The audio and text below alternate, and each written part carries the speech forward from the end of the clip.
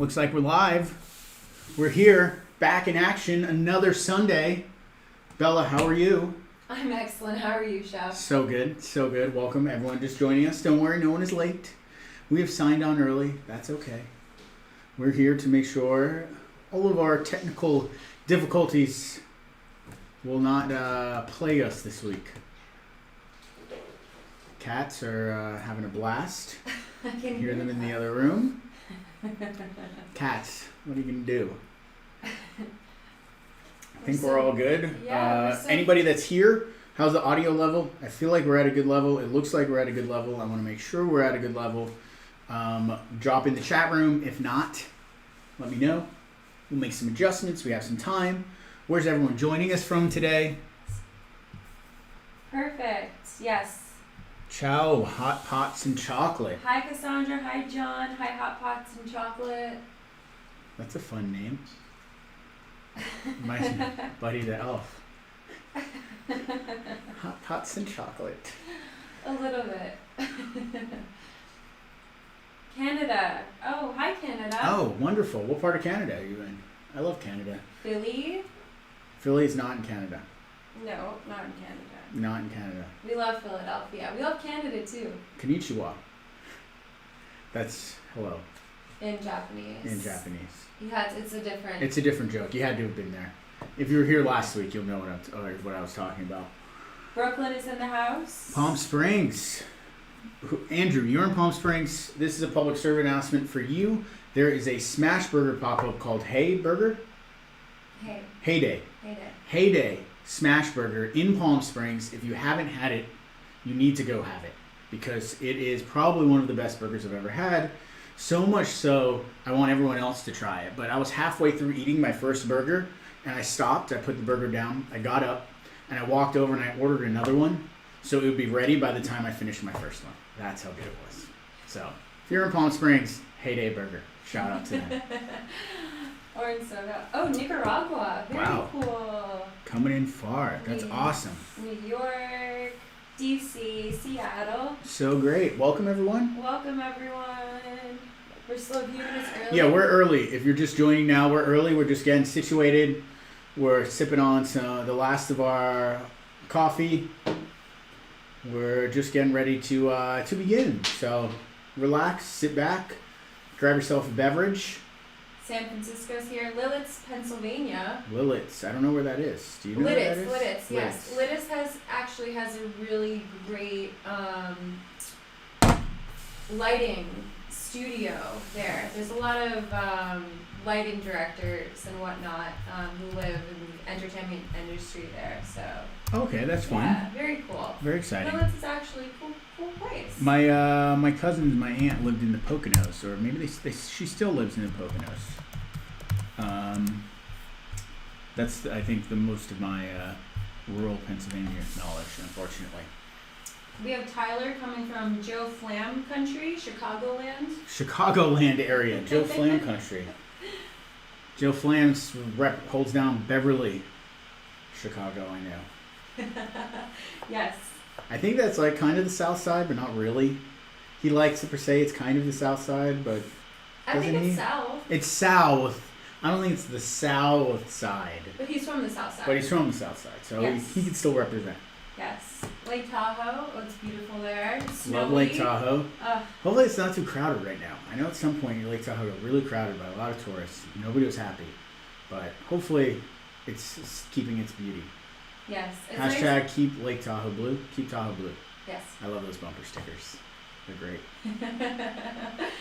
We're still about a minute away. Yeah, we got time. If you're just joining us, welcome.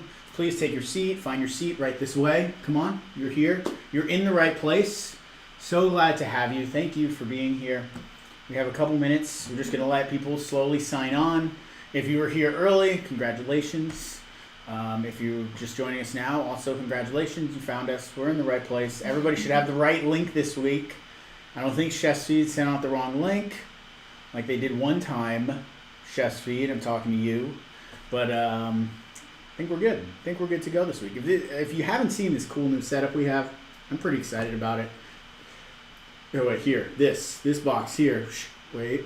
There. Here. This box here, there we go.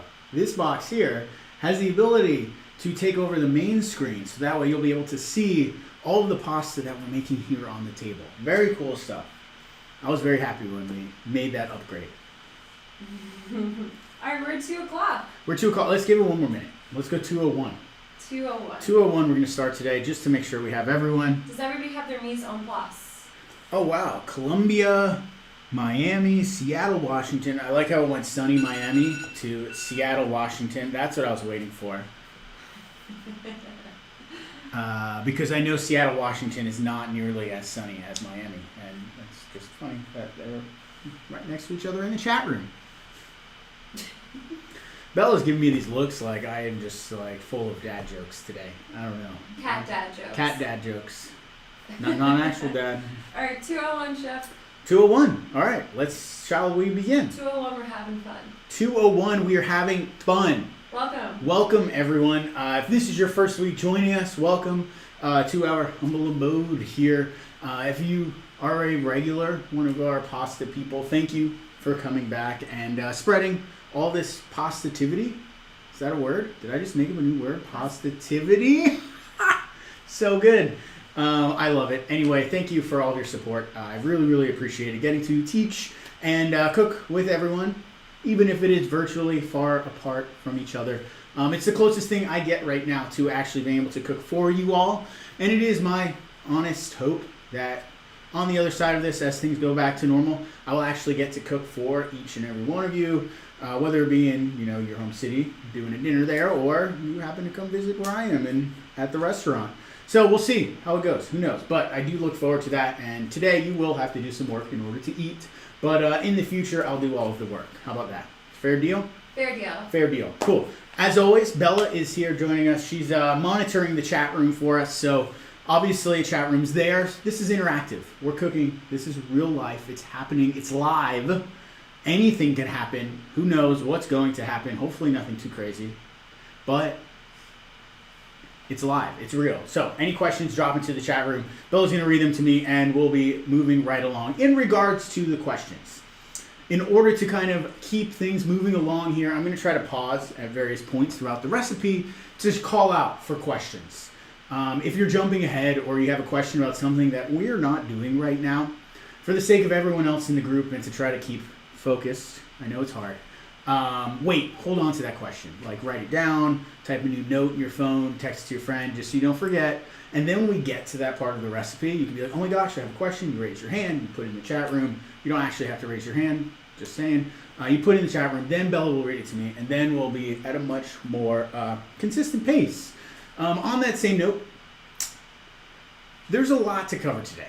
We're doing a lot. This is a dish that I would serve at a dinner in a restaurant, and there's a lot of components. And anybody that does not have professional cooking knowledge or experience won't realize how much different steps and pieces go into a dish that you may sit down and eat when you go out to dinner or you're ordering takeout. That being said, I'm going to cook at a leisurely pace, but it may not be that same leisurely pace that you are used to, and that's okay. I don't want to stress anyone out. Cooking should be fun. It should be relaxing. It shouldn't be chaotic by any means.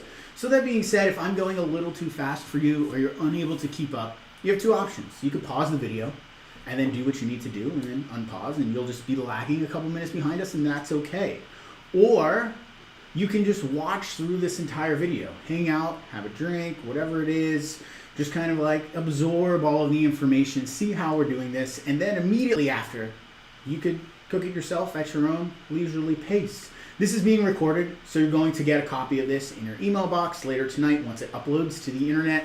Normally takes a couple hours, so unfortunately it's not immediate, but that's okay. You'll get and have access to this.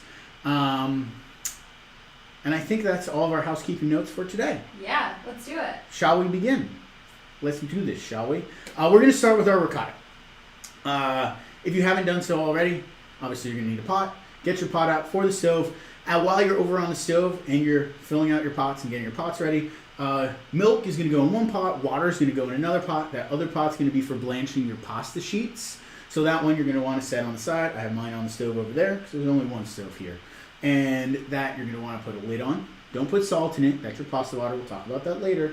But you'll probably put that on like medium-ish heat. And then we're going to focus here on our milk pot for our ricotta. We'll turn this on. We're going to go all of our milk here into our pot.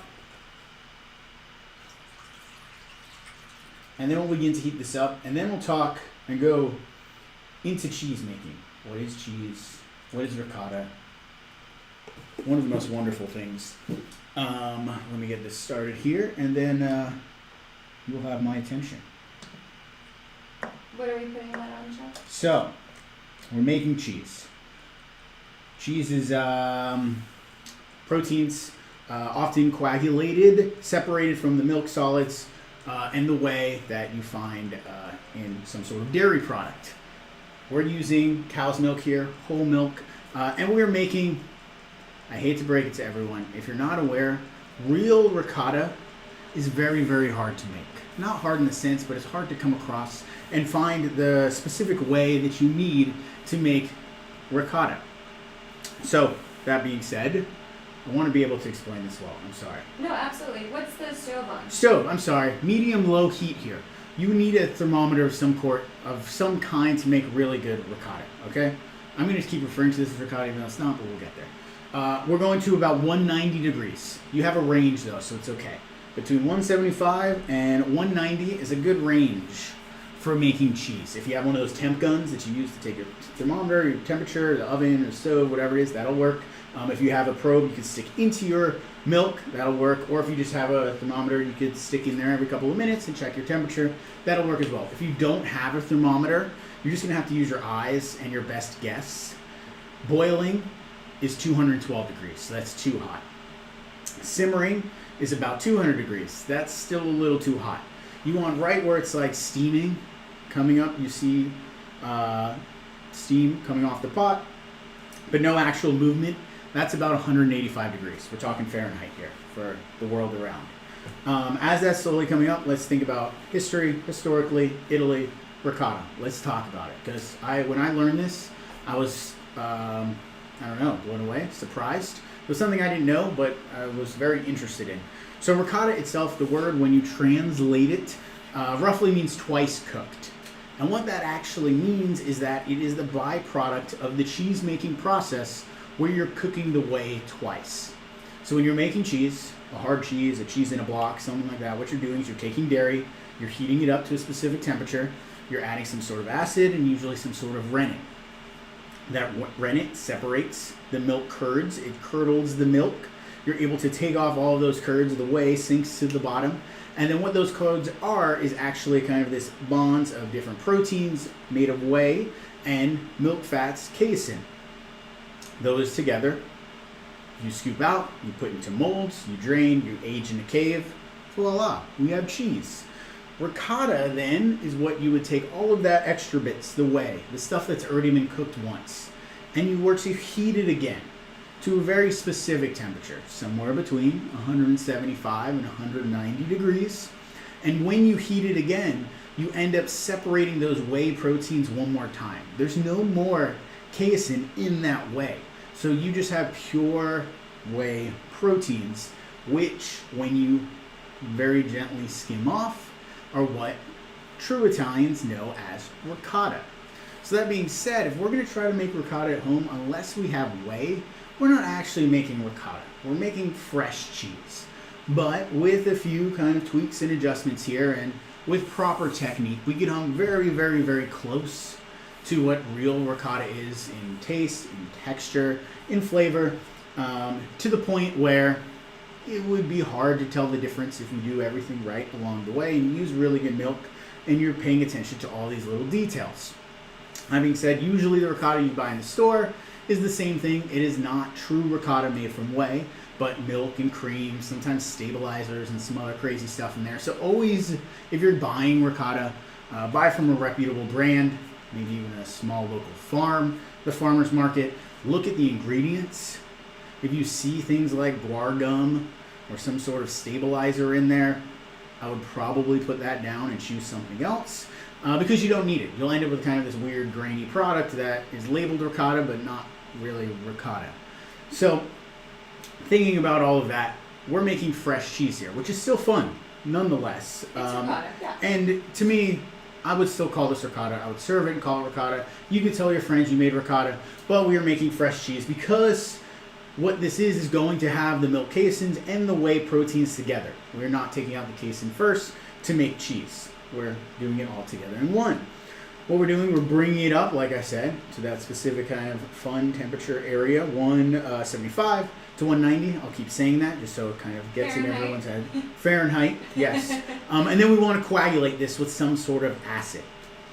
You have two options. Someone asked me, great question, which one do I prefer? Vinegar or lemon juice?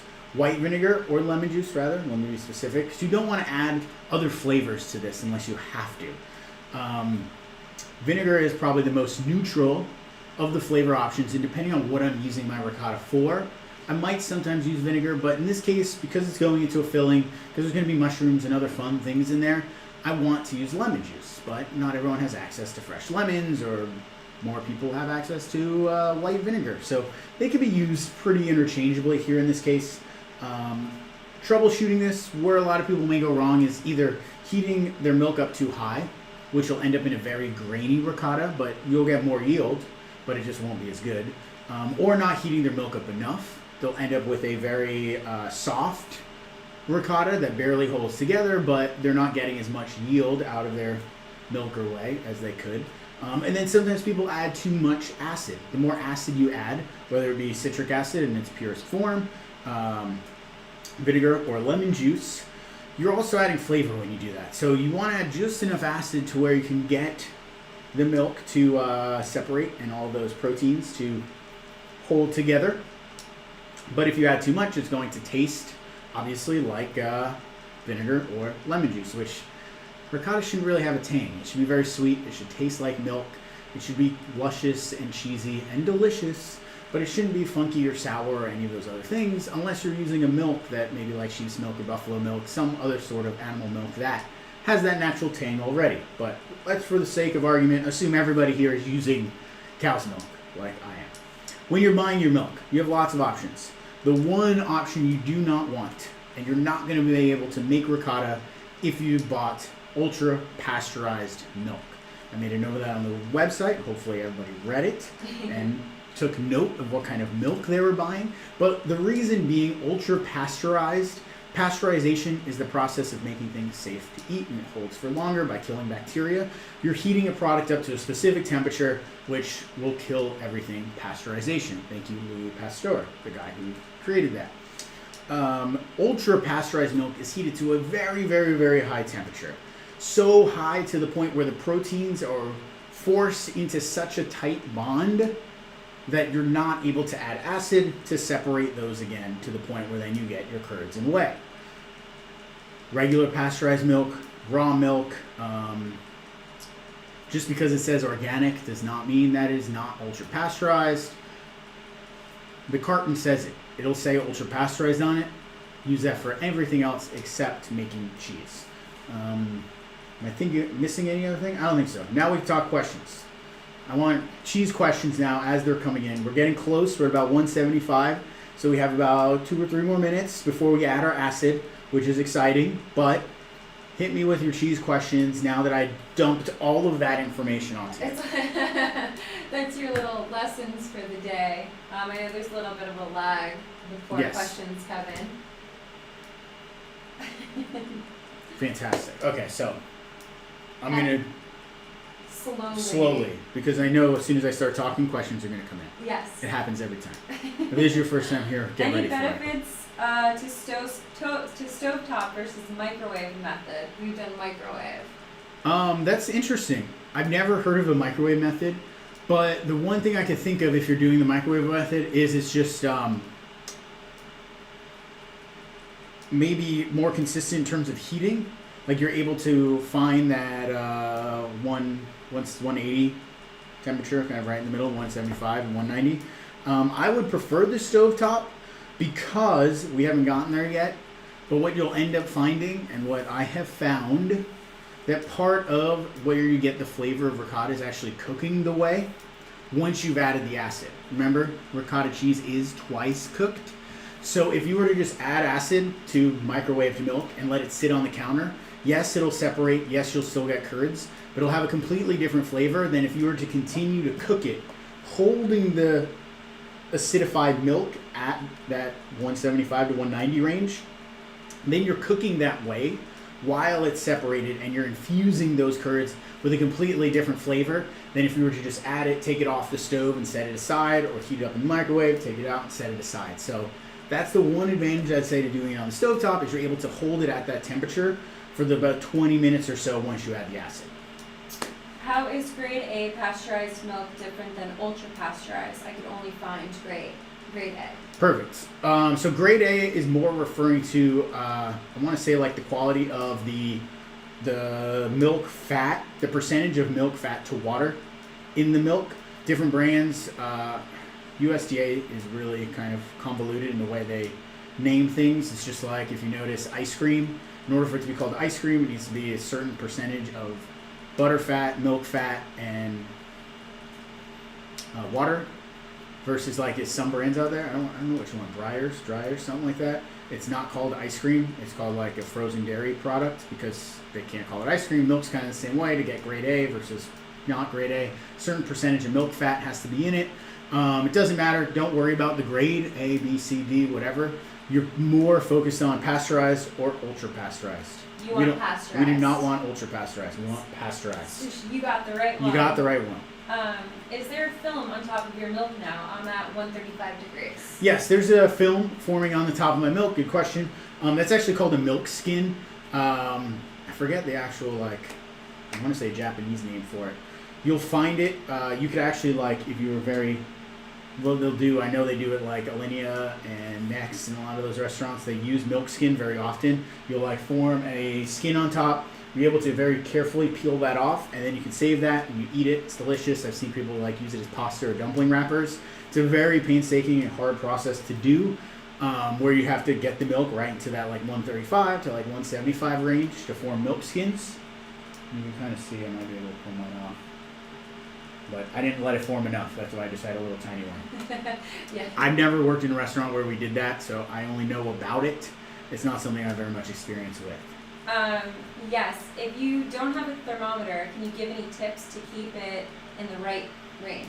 Yeah, so you're going to have to use visual cues if you don't have a thermometer. Like I was saying, knowing the temperatures that certain things happen is going to help you with that. So 212 degrees is boiling. About 200 degrees is simmering. So, and warm, hot steam coming off of the pot is about 190 degrees. So you need it to the point where I see steam coming off of this. We're at 185. That's what you're looking for. If you see steam stop, you're not hot enough. And if you're not on an induction burner where you control the exact temperature, you're going to have to fiddle with your little knob and use your eyes and your senses and kind of guesstimate. I need to be on medium, and then you need to be on low. And then maybe you go back to medium for a couple seconds, and then you put it back on low. And really, this is only a 20-minute process once we add the acid. So it's not like you're standing over the stove all day trying to make cheese. You just want to do your best to land in that temperature zone. Like I said, if you go out of the temperature zone in either direction, you'll end up with either more ricotta that's grainy or less ricotta that's really smooth. And in this case, since we're not just spreading it on toast and we're putting it into our filled pasta, if you end up with something a little too cooked, that's okay. I'm not going to tell on you. Are there any other types of cheeses that are made with whey from making other cheeses? It's a great question. Yes, I think there's. Can you think of the name of any? We went to a cheese farm once up in Northern California. I've been to a few cheese farms. I'm trying to think what other cheeses other than ricotta you use to make whey. Yes, there are. I don't know the names of them, off the top but of I've seen them. Yes. Yes. Because whey is a big byproduct cheesemakers have, so they come up with ways to use the whey. But often the whey gets fed back to the animals that produce the milk, whether it be the pigs or the cows or other animals on the farm, and it's full of vitamins and nutrients and stuff. So they'll kind of get mixed into the food, and it's good stuff. Yeah. Is it yuba? Yuba, that's the word. Tofu skin. Yes. Yes. Yuba's the word. Yes. Milk skins, like tofu skin. Yeah, exactly. Exactly. Thank you, whoever said that. Well done. That was Canada, yeah. I couldn't think of the word. I know that was it. Okay. How is ricotta salsa made? Ricotta salata. Salata. Oh, yeah, salata. Ricotta salata is like a dried, baked ricotta. So to make ricotta salata, you would make this ricotta. You would hang it in cheesecloth overnight, probably in the fridge. I would probably even wrap it up, is what I usually do, in the cheesecloth, and set like something not too heavy on top of it, like a can of tomato sauce or something. Pressing extra liquid out of it. And then you take that and you cook it at a very, very low temperature, like I want to say like 190 degrees, between 190 and 200, until it starts to set and solidify. And then you end up with a block of, then it's almost like triple cooked cheese. Yeah. But it's like a dryer, you're pulling moisture out, you're removing all the moisture and setting ricotta into this block form, which is then ricotta salata. Really good question. Yeah. Okay, I'm at my temperature here. We are at 180. I'm going to go up a little higher just to make sure I get... So for people who don't have degrees, medium? Medium. We're at like medium heat. But like I said, you got to use the visual cues. I see steam rising from this, but nothing's moving. There's no bubbles. There's no simmering. Nothing's like actually happening in the pot. Mm-hmm. I just see all of this steam coming off it, which is like, okay, I'm at a good temperature. Great. Or it's really cold in my kitchen. Maybe it's both, but I'm going off the fact that I know this is hot. I'm trying to think of another good visual cue. You can touch it. Hot tubs are normally like 103 degrees. So if you stick your hand in it like you would a hot tub, it's not nearly hot enough. Just as like a kind of a point of reference, but you need much hotter than that. But don't stick your finger in. I mean, yeah, it's hot. Be careful. Yeah, be careful. I'm not telling anyone to hurt themselves, all right? Be careful. Guys, be careful. We're cooking. There's real heat here. Things are happening. I'm going to take my lemon juice here. I already have it measured out. Don't add too much. Don't add too little. It's normally about 20 milliliters per quart of dairy that you're using. So in this case, we have 2 quarts of dairy, 40 milliliters of lemon juice. As soon as we add it, we're going to give it one stir and then not touch it. Okay? This is important because you want those curds to float and separate, but you don't want to agitate them too much. One stir. One stir. And then we're not going to touch it. Don't touch it. But what we want is the temperature to stay at this 175 to 190. So that way that the whey starts to cook with the curds and you're infusing the curds with the flavor of the cooked whey. We got about 20 minutes now. You can do it for less and you won't get as much flavor. You can do it for more and not much more is going to happen. There's a lot of literature out there for adding acids at different temperatures and holding it at different temperatures for different amounts of time. At the end of the day, you're making fresh cheese, and the differences between like firm cheeses and hard cheeses and grainy cheeses and not grainy cheeses is often the time and temperature, as well as the amount of acid. So yes, you can make different products different ways with different variables, and that's essentially cooking. So something just to consider. While we're letting that sit, let's roll out some pasta sheets. Shall we? Yes. And if you have any other questions while we're getting ready to shift into this, please let me know. So I have my dough here made. Hopefully everybody has theirs made as well if you plan on following along here. We had our dough making videos, which hopefully were very helpful. If you have any questions about that, now is the time. The dough making process, kneading, bringing it together. Well, today is, it's still pasta to me. I love making pasta. I talk about pasta. It's very much, I guess, less about the pasta and more about the whole dish and everything coming together. So there's not like a lot of sheeting. There's no intricate folding or anything crazy going on here. But I'll still spend a little time talking about kind of the basics of using a pasta sheeter. If you've never used one before or you've never seen my method or taken one of these classes, because I don't want to leave you out. You're here, right? So this is your time too. I have my dough here rested, nice and soft. And do you want to go show a little close up of the dough? Oh yeah, let's get a little everyone soft. Do you want to switch it so everyone can see? A little bit of a bounce back here. Very nice and smooth, not at all sticky. Rolling pin and bench flour. Our two friends here. Even though I have a pasta sheeter, everybody skips this step. Guarantee it. And it's probably the most important when you're sheeting pasta. Even if you're using a machine, you still have to start with a rolling pin almost every time, because this big ball mass of dough is too big to fit into the machine. If you try to squeeze this in there, no matter what kind of machine you have, unless it's one of those like $20,000 units you would have in like a pasta making restaurant, it's going to end up shredding the dough. It's going to force it. There's not enough power in the gears in here to push the rollers together and make a nice smooth dough. It's going to fray. It's going to look gnarly. No one's going to have fun. You're going to be like, what's wrong? You didn't roll out your dough with a rolling pin first. Question. Yes, I know your recipe said vegetable powder. Is there a brand you like? And if you have, can you use fresh spinach instead? Yeah, great. Yes, you can use fresh spinach. If you're using fresh spinach, you need to blanch it, puree it, and there's actually a tutorial for that saved on my Instagram highlights. I think it's called Puree, on how to make a green puree for pasta dough. So that's an option. The reason why I don't like doing that, and I use freeze-dried powders, is because when you make a puree, you're essentially adding a bunch of water to your dough. Vegetables are mostly water, especially spinach is mostly water. So if you were to add that, you're completely changing the hydration in the dough. You're adding a bunch of water to a recipe that normally doesn't have any water, just the water that's naturally found in eggs. But when you add freeze-dried vegetable powder, you're just adding the powder. You're not changing the hydration. You don't necessarily ever need extra water or extra egg to make up for the fact that you added a teaspoon or so of vegetable powder. And then for brands, you usually get what you pay for. If it's a super cheap knockoff brand of veggie powder, it's normally not going to have a bright green color. It may have a kind of a weird flavor versus finding a more expensive product, something on the internet. Rare Cheese Cellar in Chicago has really nice freeze-dried powders. Trying to think if I know of any others. But you get what you pay for. It's really one of those things where, like,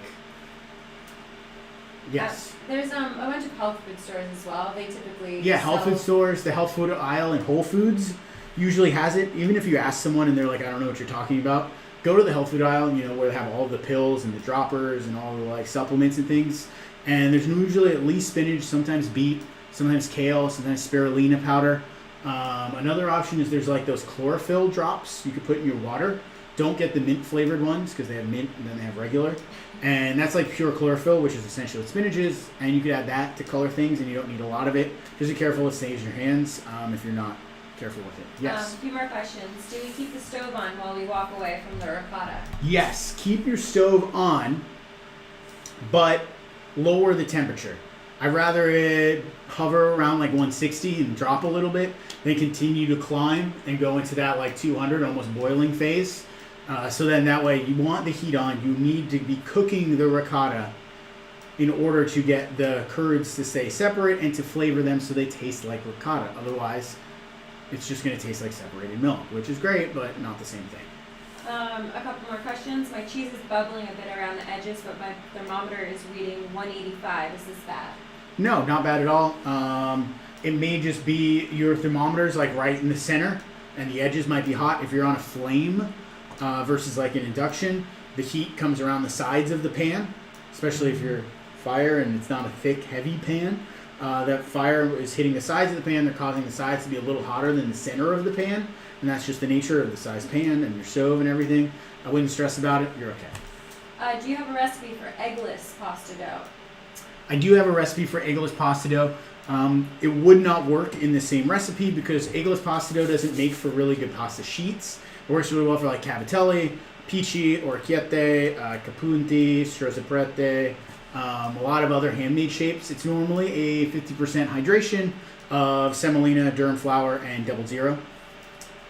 Kneaded, made pasta dough, no eggs. But I wouldn't turn that into sheeted dough almost ever, unless I was making curligliones, which is a different technique entirely. Yes, and essentially just flour and water. It's flour and water. Yeah, and are we adding salt to the milk yet?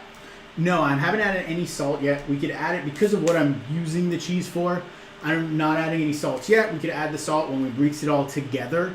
I don't ever want to like hesitantly over season it. I don't know how much yield I'll have. It's always different every time, and it's hard to know the exact amount of salt to add. Versus when you have your cheese, then you can season it when you use it or when you eat it. I prefer to do it that way. Question or jump? Can I jump jump into here? If we're using store-bought pasta, do we need to cook it yet? If you have store-bought pasta, not yet, you can cook it when I cook mine. Yes.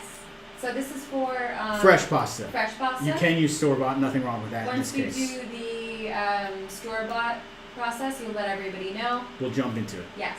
So one thing here, I always like to point this out whenever I'm sheeting my dough, is to start with as close as you can to a rectangle, because we're working in geometric patterns. Pasta sheets are usually in rectangles, not in ovals. Ovals will make a larger, more obtuse, odd, like almost like an alligator tail kind of piece of dough that you don't get very good yield out of. So by pressing this out to a rectangle, not being afraid to kind of like pull the edges and really manipulate the dough. At the end of the day, pasta dough is made to be manipulated. It's made to be stretched. You've developed gluten. You've worked it. And so by using my rolling pin here, I'm able to stretch the dough out, and pulling with my hands, I'm able to try to keep this in as close to a rectangle shape as possible, and that's going to help me have a longer, straighter, more even rectangle as everything starts to come out of it. Just a question about the milk. What does your milk look like now? So my milk looks almost the same. But if you look very, very closely here, I can see around the edges that the curds are starting to separate from the whey. I kind of see this like yellowish, clear liquid separated off from like cheese chunks, which the cheese chunks are the ricotta. The yellowish liquid is the whey. And it's still not moving. Everything's kind of just set. There's still another one of those yuba skins that have formed on the top. And yeah, that's exactly what it looks like. And it smells like milk. The ricotta recipe said heat, milk, and salt. Were we supposed to add salt? I might have wrote salt because I just copy and pasted my ricotta recipe I have. You're not supposed to add salt. We're not using salt here for this one. There was no salt listed in the ingredients, so if you added salt, you're okay. We just taste it as we go, don't worry. But I didn't add salt here. We'll add salt when we mix everything together later. You're good. Yes, and then for pure spirulina powder, would it be too strong of a flavor or color? Would you recommend using something else? I use pure spirulina powder, but I usually use less of it because spirulina is a seaweed, and seaweeds, when mixed with water, or in this case eggs, tend to manipulate and have almost a leather-like rubbery texture, which just makes your dough, it doesn't change the texture in your mouth, but just kind of how your dough behaves in your hands. And if you're not super familiar with it, it may seem weird the first or second time you do it. But the more you use it, the more accustomed you come to it. I really like the flavor it adds to the dough. So I'm a big fan of putting spirulina powder in it. It adds a beautiful color. It's healthy. It tastes kind of like seaweedy and earthy, which is really nice. But it definitely changes the texture of your dough. A little goes a long way. A little goes a long way. All right. I have my larger rectangle here now. My rectangle is the size that's going to fit into my machine without stressing my machine or the dough out, which is very important. And then we're going to jump over here. I want everyone to see what's happening. So, we're on side. Here we go. This is going to be better. So, we're here on the machine, starting on the widest setting, always starting on the widest, walking the dough down one notch at a time, down to the setting you want. Thing about the numbers and the settings, they're all arbitrary. They mean nothing. My machine is going to be different than your machine, which is going to be different than your neighbor's machine. The numbers are there so you know every time you use your machine that you're moving the knob an equidistance and stretching the dough down equally every time. And when you're making lots of pasta, that they're always rolled out to the same size. So you just need to decide personally, as your own cook, your own chef, how thick or thin you like your pasta. And there's not a universal answer. Sometimes I like it a little thicker, in this case, because it's going to be rolled up. I like thick pasta with a little bit more bite. Versus if I was doing like a super delicate noodle or a really luscious cheesy filling, I would want less bite in dough and I would roll it thinner. So there's never like a catch-all. It always needs to be rolled to this setting. But a good estimation, I would say, thinking about your machine, whatever your range is, filled shapes like ravioli, tortellini, things like that are usually best one from the thinnest This Rotolo that we're going to be rolling out, like lasagna sheets or pappardelle or something a little thicker, I usually go 2 from the thinnest. I almost never use the thinnest setting. It's usually too thin and better for things like crackers. Just a question about the dough. My dough is too wide for my mercado. Should I cut it in half? Yes. So if you have a KitchenAid attachment or a mercado, what you would actually want to do now, heck, I'll do it too so we're all on the same page. Why not? You'll split your dough long ways down the center like this. And then you'll work 1/2 at a time. This I'm going to keep folded up. I'm going to place it into a Ziploc bag, which I don't have a Ziploc bag, but I do have my plastic wrap. So I'm going to keep it wrapped in plastic so it doesn't dry out. And I like this process as it keeps my dough from drying out. I'm able to pull out pieces and reuse that plastic for all of my dough the entire time that I'm working. And then I just have this one piece here that is the size of my machine so I can fit that in. And then that way you're not trying to squeeze dough into a machine that's a little too wide. A couple more questions before you start rolling. Ricotta is starting to look like ricotta. Is that okay? That's great. Excellent job. That's great. If we aren't using a machine, should we just keep rolling it in a rectangle? If you're not using a machine, you keep rolling it into a rectangle. The meatball lesson that I'm doing next Sunday, I'm not using any machine, any stand mixer. We're doing it all by hand. We're going to break out our big mozzarella to do it all on the table, old school. It's a completely different technique, a whole different method. I don't have time to really go into that today, but yes, you would just keep rolling it on the table until it is thin. Not thin enough to read a newspaper through. That's too thin, but I would say as thin as you can get it. And then maybe go a little thinner, and you're probably in a good spot. All right, I think we're ready. Ready to go. Machine on. And we're just going to roll this through one piece at a time. Rule here with the machine. I always like to point this out to anyone. When they're using a machine, if you're not familiar with it, everybody, even if it's a hand crank machine, focuses on what's happening down here. They try to catch the dough, and they're not paying any attention of what's happening up here with their backhand. That's wrong. Don't worry about what's happening as the dough comes out. As long as you have your dough lightly floured and it's not too sticky and you made your dough well, it's not going to stick to itself. You just let it come out the bottom and then you'll grab it when you need it. What's more important is you're paying attention to this back area over here. So as your dough gets pulled into the machine, imagine that's inside, you need to create tension with your back hand here by pulling on the dough with your back hand, creating tension. It's really important you have that tension.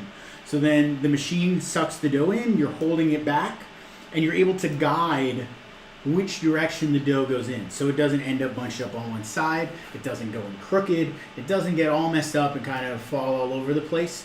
You have a much straighter, clean lined process, and you have much more control over what's happening. Control is everything, right? Especially when making pasta. So by focusing on this area up here, your backhand, keeping tension on your dough, and then just pulling dough out once it's through, will leave you in a much better position. If you're using the KitchenAid, note, use at least speed 4. It's kind of like a car with your car gears. If you try to go up a hill in down a hill in too high of a gear, it's not going to work. KitchenAid gears are kind of the same thing, just backwards numbers. If you try to put dough through at too low of a speed, it's going to stress out the dough, it's going to stress out the gears, the rollers are not going to have any power behind them in order to pull and stretch and sheet the dough. So while it may seem easier to sheet dough on like speed 1 or speed 2, challenge yourself, put it on at least speed 4, and you'll end up with a much smoother, cleaner process and dough. So let's sheet this down real quick. If anyone has any questions while I'm working on this, now is the time.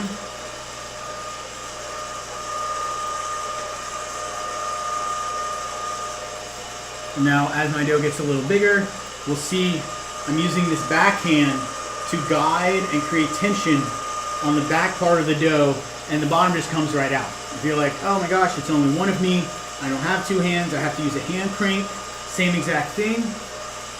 You put your dough with your backhand, your hand cranking, you're going, dough's coming out, everything's starting to bunch up, and then you're like, oh, okay, I'll grab it, pull it out, beautiful, wonderful piece of dough. And I know the questions are about to come in. I can sense it. Everybody's like 30 seconds behind me.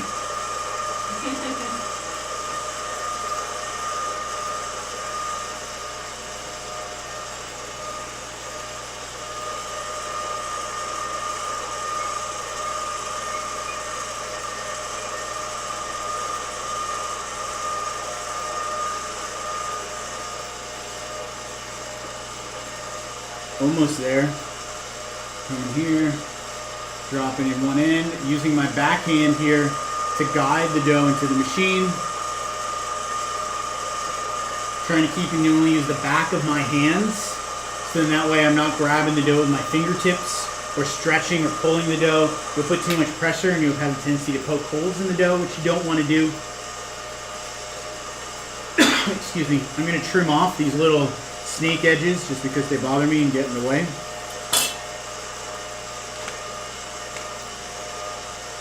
And I'm not going to get much yield out of those in terms of using it as a rotolo or a rolled up lasagna.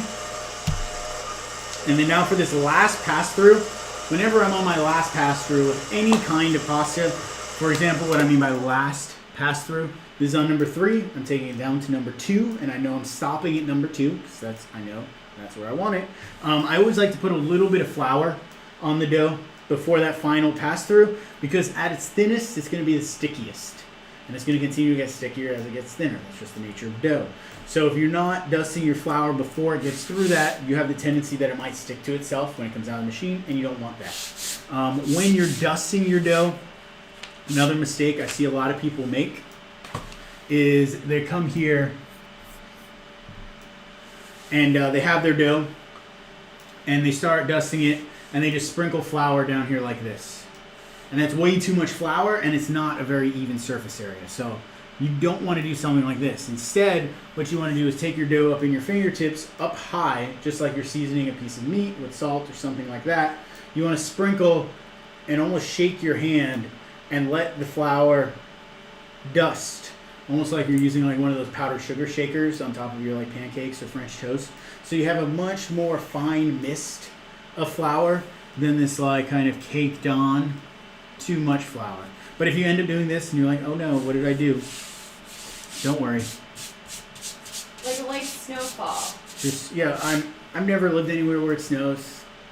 But yes, like a light snowfall. Can we answer some questions? Yeah, let's do questions. Alright, first question is, should I be on a 1 or 0 setting? Is 0 an actual setting? Are the higher numbers thicker or lower?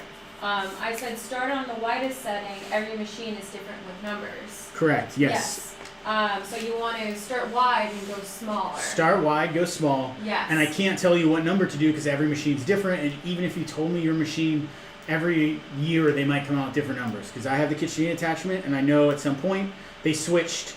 And mine, I think like number 8 is the thinnest, but the newer models, number 8's the widest. And like I said, the numbers are arbitrary. They don't mean anything. They're there for you to be consistent when you make pasta on your machine. So if you're not sure, a good kind of guess is to go 2 from the thinnest for something like this. And I think you'll be happy with your end result. If you like something a little thinner and you're worried, go 1 from the thinnest. But don't go to the thinnest. The thinnest is too thin. Will you switch the cameras while we're answering questions? Yes, sorry. About how long should each sheet be? So each sheet, well, that's what we're going to get to right now. I'm going to go through one more time here on this, and then I have a measuring tape. I'll show you. I usually go for about 16 inches is a good estimation, but you could go shorter. Like if you're using store-bought pasta, I think they're about 9 to 12, and that'll be fine. Really, the only difference is like if you look at a roll, like a Yule log or a Rotolo, the more spiral you have means it was a longer sheet. If you have less spiral, it just means it was a shorter sheet. And like, you know, Padman's not here to judge us, so you're totally fine if you want to leave them on the shorter side. Or if you want to get real fancy and go on the long side, that's what I'm going to do, and it's going to be okay. My dough is super long. Can I cut it in half? Yes, so if your dough starts to get too long to handle and work with, especially if like you don't have a big pasta table or something like this, totally cut it. And I would actually keep your cut pieces dusted and folded in the side in like your zip top bag or under a bowl or something so they don't dry out. And that way you're only working with a piece of dough that you can manage. How thin are we supposed to make this? So we're making this depending on your own personal preference. I like it a little bit of a bite because it's a lasagna type sheet or a pappardelle or something like that. So I'm going my second from the thinnest. If you're rolling it by hand, you're going to roll it as thin as you can. And I guarantee you'll be right around this same range. So if you're using a hand crate, second from the thinnest. Second from the thinnest. somebody asked if 6 is good. Is that the second from the thinnest? I don't know. Yes. I don't know. The numbers are arbitrary. If So that's- I know you're hearing this probably after you type the question. I'm not yelling at you. The numbers are arbitrary. They don't mean anything. They're there so you can be consistent. That way, when you make pasta, you always know number 6 is going to be number 6. But if you go find like really old antique pasta machines, there's no notches. There's no numbers. It's just a knob. And you need to know where on that knob you like rolling pasta to. I've worked at a restaurant that, like, when I was at Quint's, our backup pasta machine didn't have notches. And so, like, we would kind of chisel in just little notches, and we knew then that's where we needed to stop to make ravioli or make the shape of pasta that we were going to use on the menu. But otherwise, it was just totally however you wanted to turn it. That's as thin as it got. So don't focus on the numbers, focus on the way it looks. And you know what? If you're unsure, guess what you could do? You take your knife and you can cut a little piece off and you drop it into your boiling water for 60 seconds. Then you take it out and you taste it. And then you're like, oh wow, that is way too thick. Yeah, some people really like their thick pasta and some people like really thin pasta. Exactly. It all Or depends on you take a you. bite and you're like, oh my gosh, that's perfect. I love it. This is better than anything I've ever bought in the store. Chef Joe, thank you so much for teaching me how to do this. It's great. And you'll know then that number is your magical number on your machine. And then when it's all safe, you can cook pasta for your friends. Yes. So, like I said, I'm going to cut this into about 16-inch.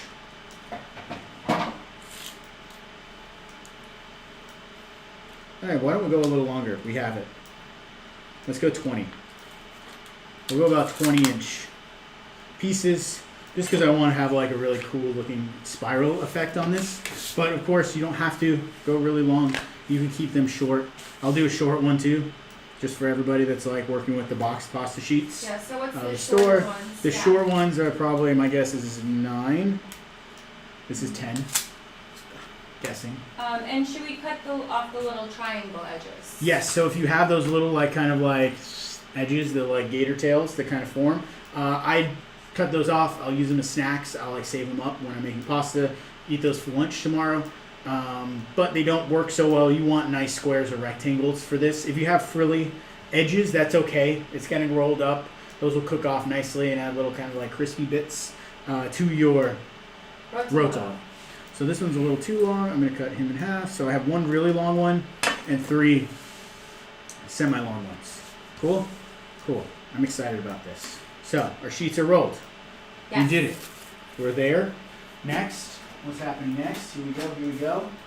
And if you have more sheets as well, if you want to make more. Yeah, if you want to make more, you have all of your dough, continue. But I only need this much to demonstrate to get through the whole thing. We're not going If that makes sense for to everybody. stop and cook all Yes. of the pasta. I'm going to make enough here for us to Enjoy. enjoy. Here, I'm using a cookie tray. Someone would like to know about centimeters. Someone is in. Oh, yeah, here we go. I can convert for you. Yes.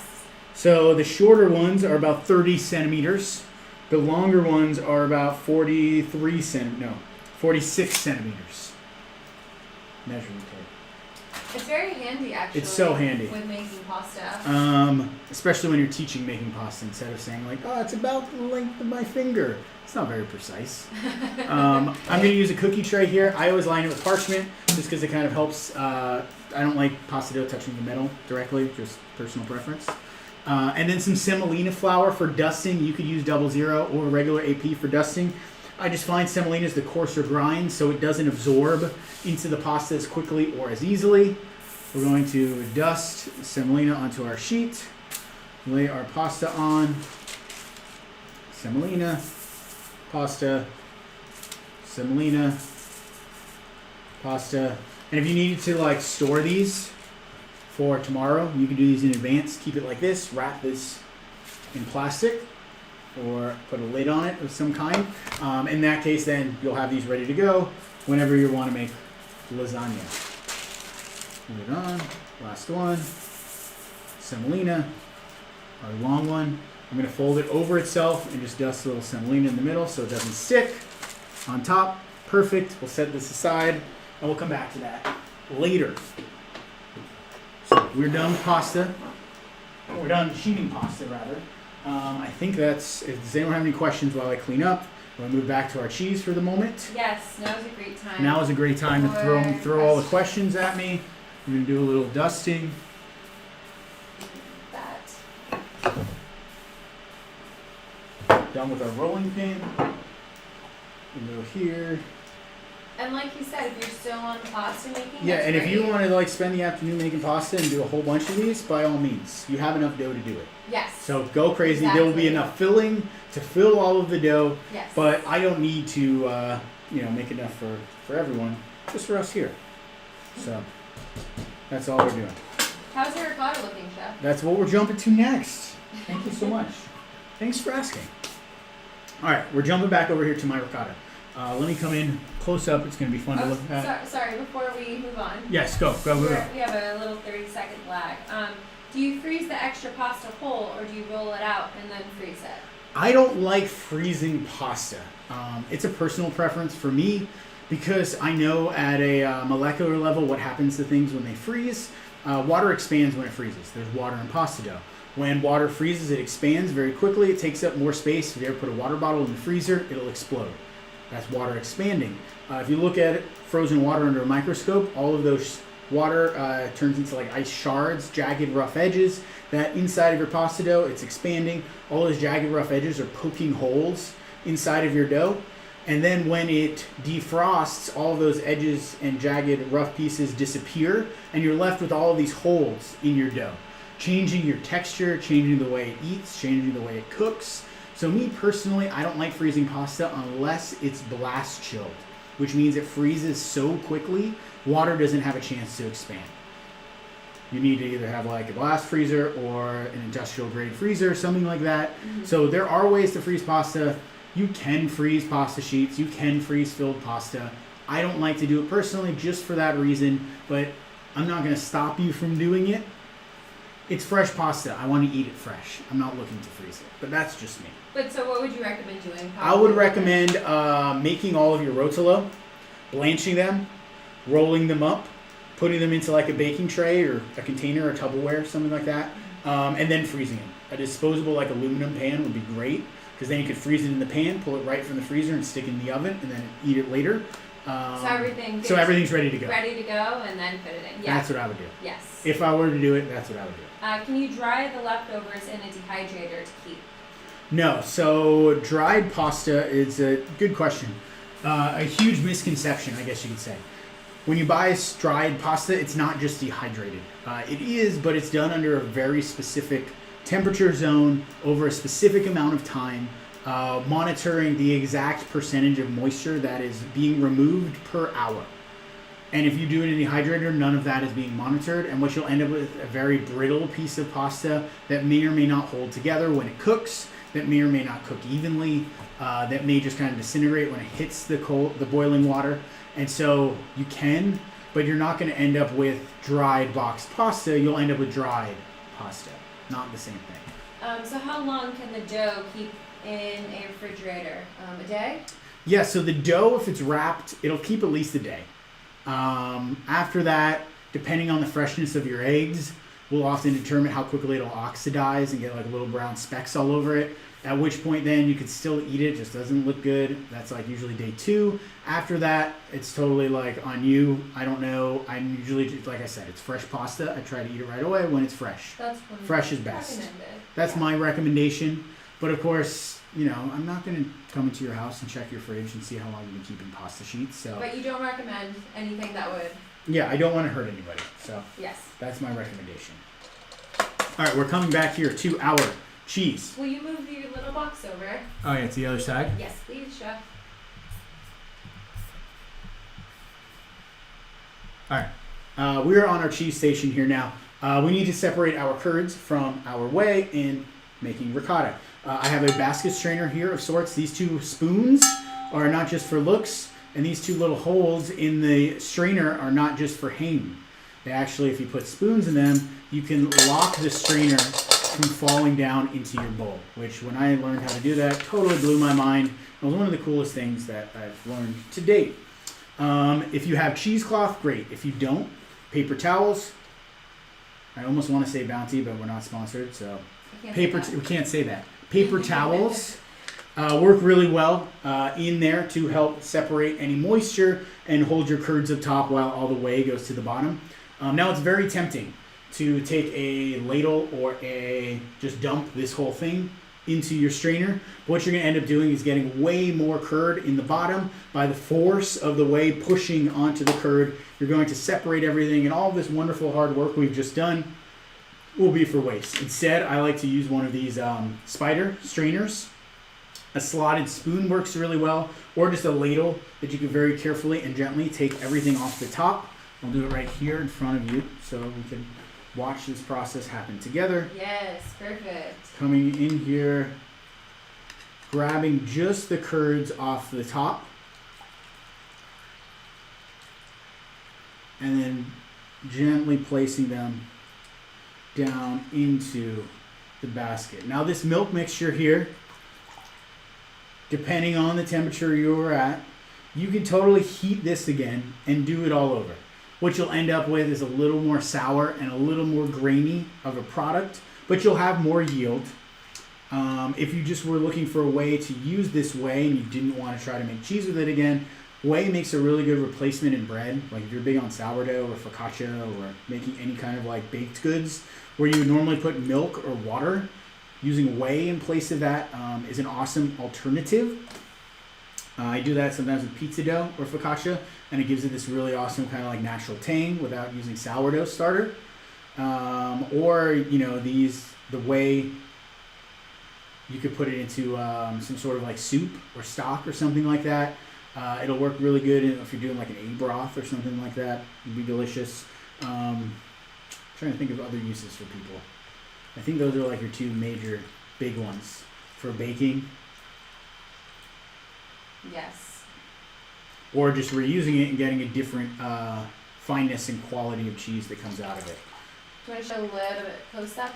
Yeah, well, I know the white's kind of shooting us out here. Yeah, but a little bit. we're curds here, straining everything off, just very gently placing it into my You can caramelize cheese basket. whey. Oh, you can caramelize whey. Yeah. Cook this down and reduce it. Any of that whey protein that's still in there will start to caramelize. Maillard reaction. Yeah, does anyone else have any really cool things to do with whey? I should have asked you guys.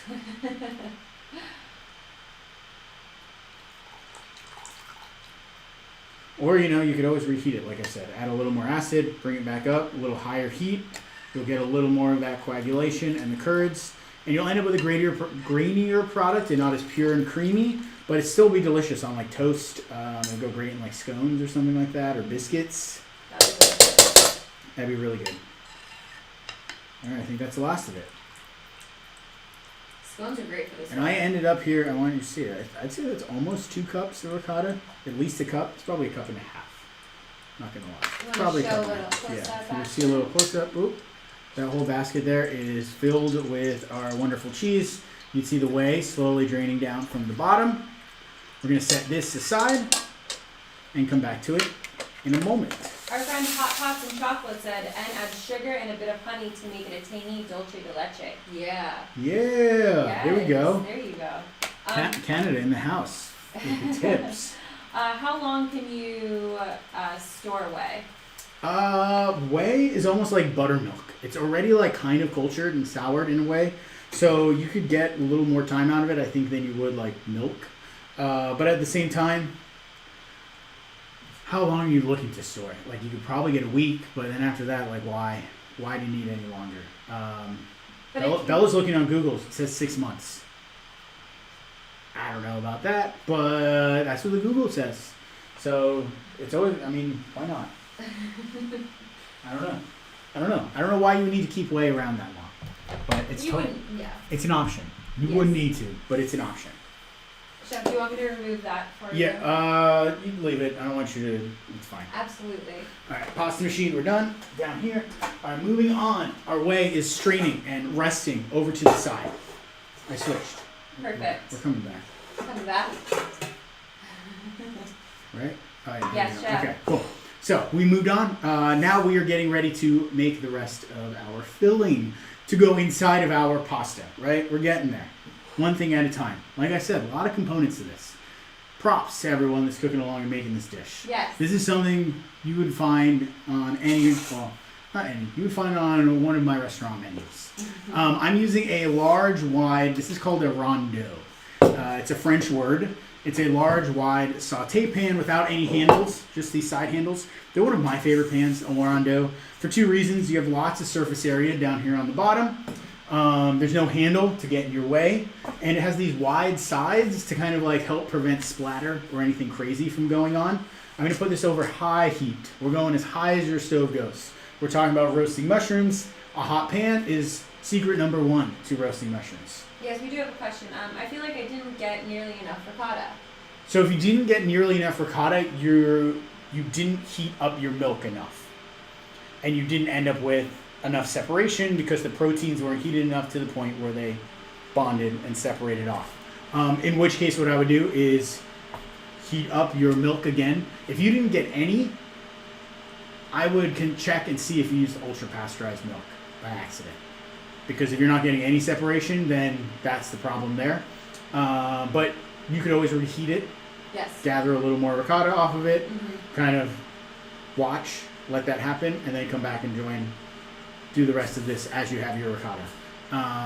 That's usually what the issue is. There's not enough heat to cause that reaction that you end up with a thing. If you're not using a thermometer, that's usually the case. If you just try to eyeball it, I see it happen all the time in restaurants. Don't worry, you're not alone. John said thank you. I'll turn it up. Yes, turn it up. This is heating up. I need olive oil. Yes. And Bella's going to entertain you while you turn on. Make sure everyone has their olive oil, unlike Chef Joe, who forgot his around the corner, which is not my fault. Don't let him. I didn't place any blame. It was totally my fault. Okay, so we have our olive oil here. Grabbing the rest of our ingredients for our filling. So I'm using, hold on, let me get everything and then I'll talk to you. So I'm not kind of out of screen. That's weird. So I'm using mushrooms here. I know there's some people out there that don't like mushrooms. And if you still ended up here today with me and you don't like mushrooms, thank you for putting trust in me. But if you're still here and you are like, I still can't handle them, that's okay. I understand. Lots of other options. You can use braised greens, chard, kale. You can use ground chicken. You can use ground pork. Use braised beef. Or you just use ricotta and do a cheesy ricotta Rotolo roll-up.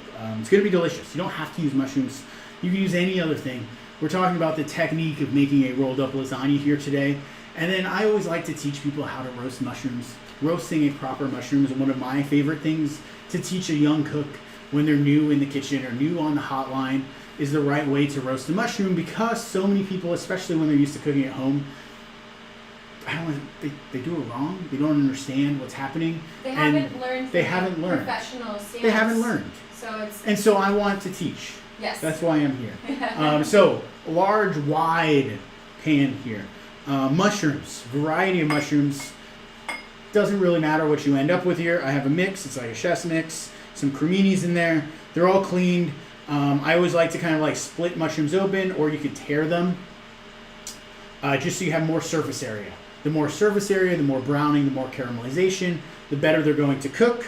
I leave the stems on my creminis. If you're freaking out, don't.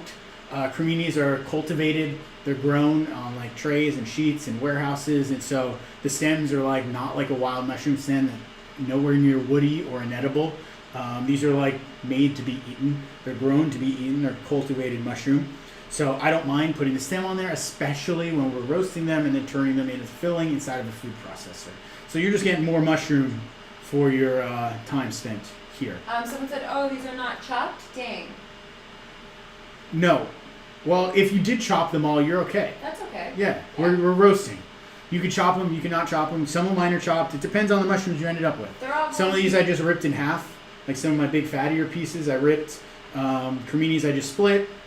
If you chopped them all up, you're totally fine. But the thing we're going to watch here and focus on is not overcrowding our pan. What ends up when you overcrowd your pan is you create steam. Mushrooms are filled with moisture. And what happens is all of that moisture is going to turn into steam. That's going to prevent caramelization and the Maillard reaction, and that steam is going to create this kind of like barrier from any color from forming. Color is flavor, and we want flavor. So that means working in batches. Another reason why a rondeau is a really nice pan to use for this, because it's wide, it's big, it has tons of space, and you need to be prepared. I like to have everything, all of my ingredients, all of my components ready to go for this. I have all my mushrooms. I have my thyme. I just did fresh thyme, picked off the stem. I also happen to have a little bit of marjoram in my fridge. I know it's not on the recipe. Please don't freak out. I just had it. I didn't want it to go to waste. It was in the back of my fridge, so I'm throwing it in here. I have my grated pecorino, my parsley. I have my pancetta diced. If you're able to get pastrami, the first time I made this for a dinner, I used pastrami, and it was absolutely delicious with the smokiness of the beef. And I have my diced up butter. Everything ready to go. And, yes, my garlic and my shallots. If you don't have this stuff cut or prepped, that's okay. As you're cooking your first round of mushrooms, you could slice your shallots, you could smash your garlic, you could pick your thyme. You have time. You're working here. You get everything together as your first round of mushrooms are cooking, and you're going to be all right. One question before we move on to the mushrooms. I think I missed it. Should our pasta sheets be covered with plastic wrap while we do other things? So mine I just have sitting here. I'm going to cook mine. Blanch, yes. I'm going to blanch them. They're not blanched yet. I just dusted the semolina. They're not wrapped. They're just hanging out on the side. They're good. We're going to cook them, so it's okay. If you were to put them away for hours and not use them, yes, we need to wrap them. But we're going to use them right now or shortly. So they're going to be okay. Yes. Another thing to note, if you have a kitchen fan or a window or a door or something to open, now will be the time to do it. When you cook mushrooms, you create a lot of action in the pan. Steam, condensation, stuff happening. If you live in a small apartment, you set off your fire alarm, you go, beep, beep, beep, beep, beep. That means you're doing things right. I know it's annoying, but it's just like when you're searing a steak. If you're not setting off your fire alarm, you're probably not doing it at high enough heat. I'm sorry, I know it stinks, but it's the nature of it. What form is the pastrami in? Uncooked, cooked, or sliced? I've never seen uncooked pastrami. I don't know. Pastrami by nature is brisket that's been cured, cooked, and smoked. And then it would just be chunked up. Chunks, diced pieces, slices. But you can't, I don't think you can have uncooked pastrami. It was cooked. Cooked. It needs to be cooked. Yeah. Otherwise you just have brisket. And that's raw brisket. You don't want that. Okay. Hot pan. Mistake number 3 people make when they're trying to roast mushrooms is not using enough fat. People are afraid of using fat in the kitchen, and that's okay. It's been ingrained into us by all of the health magazines and boards and things like that. But when we're talking about roasting mushrooms, they're like sponges. They're going to absorb a lot of the fat. Fat is flavor, and you need that fat to heat up because mushrooms don't cook or brown just from being on a hot surface. Nothing happens. You need that fat to heat up that is actually creating that reaction on the surface of the mushroom, on the meat, whatever it is. That's why you can't just put hot things into a pan and then to get caramelized and brown and delicious. You need fat. So lots of fat here. We're going to continue to add olive oil with every round, but you want enough oil just to coat the bottom of your pan. We're coating the bottom of the pan. It should ripple and swirl. You're not like a pool of oil. We're not frying the mushrooms, but it's enough oil to where when we add all of our mushrooms, and we're going to do it in batches, like I said,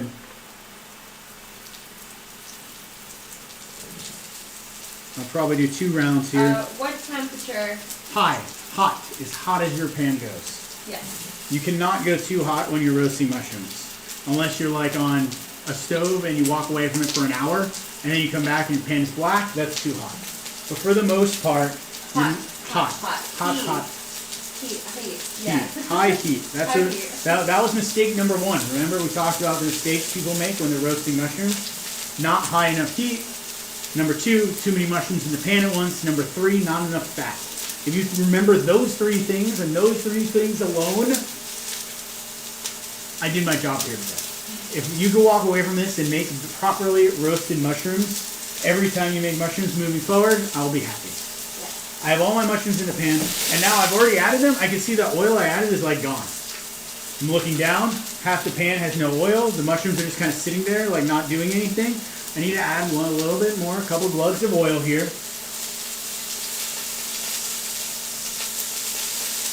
I know, it looks like a lot. The mushrooms absorb it and they need it. It's part of roasting mushrooms. You have to do it. It's the only way.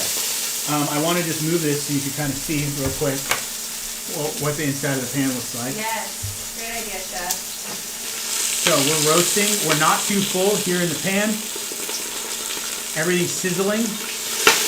One nice even layer. Lots of sounds, lots of sizzles, lots of bubbles. High, high, high heat. It's going to splatter a little bit. That's okay. The splatter happens. We're going to deal with it because that's part of roasting mushrooms. We'll clean up later, okay? Smells delicious. As your mushrooms are in the pan, don't be afraid to move them around a little. You don't want to move them a lot because you want that surface area to come in contact with the pan and get nice and brown. If you're constantly moving them, you're not going to allow any caramelization to happen. So let them be for a minute, then give them a little shaky shake, and let them be, then you give them a little shaky shake and you're good to go.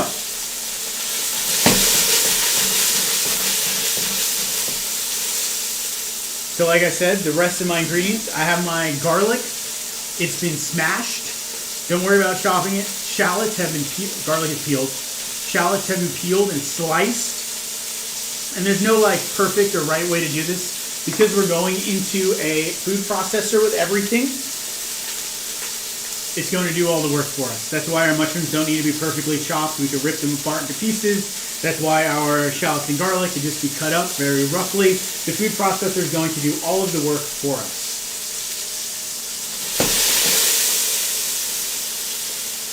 So, first round of mushrooms are in. Whoa. I'm going to grab my black pepper. At this point, you can see really nice color, golden brown all the way around on the surface of the mushrooms. And then we're going to kind of like work in batches here. So I have my first round almost done. While that's cooking, if you haven't done so already, you're going to want to make what we call an ice bath. What's an ice bath? Exactly what it sounds like. It's a bowl with ice and water in it, and that's going to help us cool down our mushrooms much more quickly, so that way we're able to use them into our filling. You can't put hot mushrooms into the filling or it's going to melt the cheese, right? So, that's a mistake that people make with ice baths. Oh, good question. I'm glad you asked that. An ice bath needs to have water and ice. If it's just a bowl of ice and you're setting a bowl on top of ice, there's no surface contact with the bowl. It's just sitting in ice. You need the water because the water is actually going to be the conductor of the heat, or in this case, the conductor of the cold, and force all the cold onto the bowl. You have more surface area from the water. Surface area is everything when you're talking about cooking. There's a lot of that happening and people don't realize it. Ice baths are one of those. And that's a mistake that even cooks in restaurants Yeah, make. tons of people make that mistake. Ice bath, not an ice bowl. Two different things. Yes. Just like if you're trying to like cool down a bottle of wine or a case of beers, if you just put them in a container of ice, they're not going to cool as quickly as if you put them in ice and water.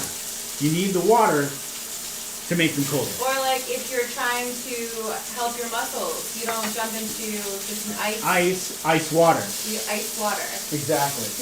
All right, so now our mushrooms have been roasted. Got lots of color on there. We're going to put a little bit of salt and a little bit of pepper. The reason we don't put salt or pepper on earlier is because salt is going to draw out moisture and pepper is going to burn. We don't want either of those things to happen, so if we wait to add the salt and wait to add the pepper, once we get the color on the mushrooms, we're able to season them and then not get burnt or pull out any moisture. I'm going to shift these around, pull them out of the pan. I'm going to catch them onto a bowl over here. You can do a little close-up action. I'll show you exactly what roasted mushrooms should look like.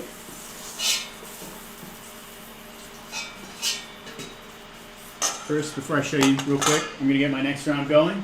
A little more oil. And if you have a really big pan, bigger than mine, you could probably do this all in one batch. But I don't want to crowd my pan because I don't want steam and I want roasted mushrooms. Mm-hmm. So I'm doing it in two batches. I'm going to add my other mushrooms.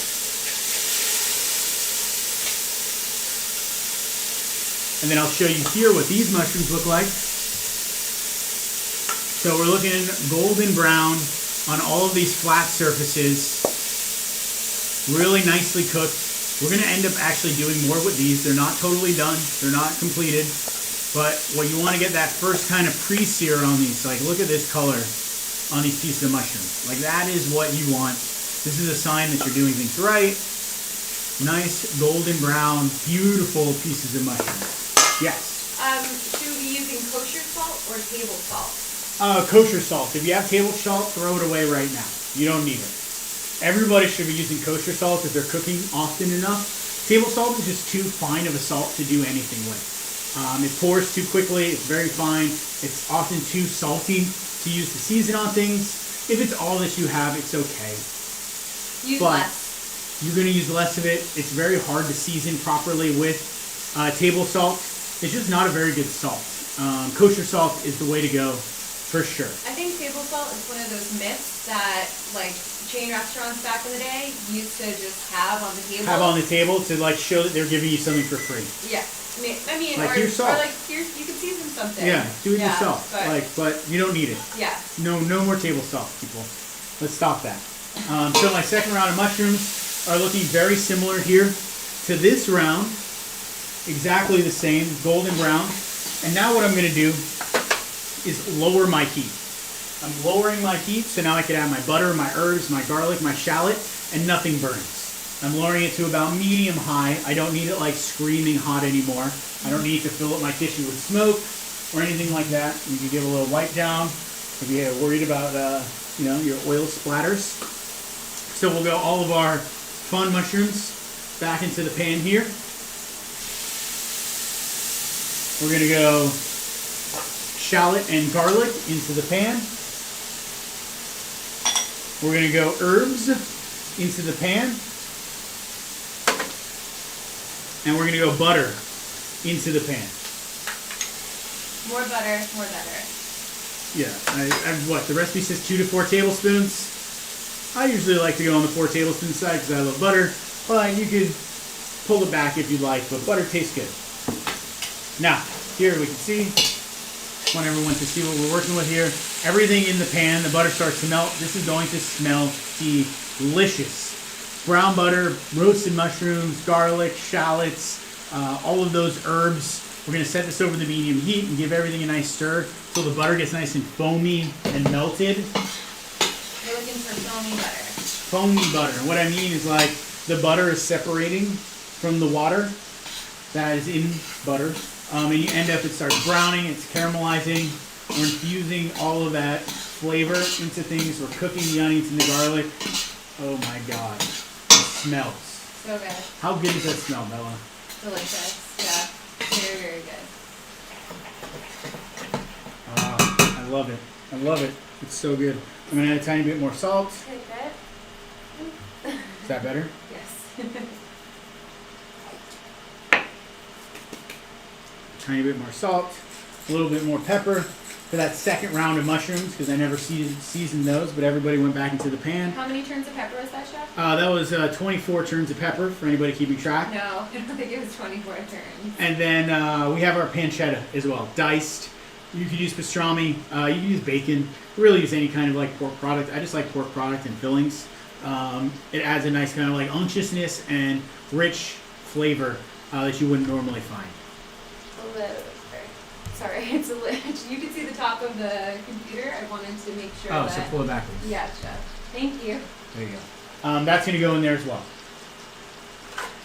So, everybody here, done. Thyme is in the pot, Chef? Thyme is in the pot. Everything's pretty much in the pot at this point, except for our cheese and our chopped parsley. That's going to go over on the side. Yes, our cheese and chopped parsley are on the side. Are on the side. Everything else is in the pot. Everything else is in the pot. Thank you. All this we're done with. We can say goodbye. See you later. Now we're going to give everybody a nice stir. Make sure our pork is cooking down. It smells like winter. We're rendering out all of that fat. And now it's a good time for questions now. Roasting mushrooms. I wish I could see everyone's mushrooms roasting so I could either say good job or, use higher heat, use more oil. If there's any question, if you're like, hey, these are not like getting golden brown and delicious like mine looked in that bowl, put a little more oil in the pan, please, for me, just today. because I want you to experience a properly roasted mushroom. It's a thing of beauty. It's like something magical. It's not easy to do. I mean, it's easy to do, but it's so easy to do wrong. So I just want everybody to, once in their life at the very least, have a properly roasted mushroom, because it means the world to me. It's something I'm very passionate about, as you can tell. So I'm trusting all of you to do this process. You know what?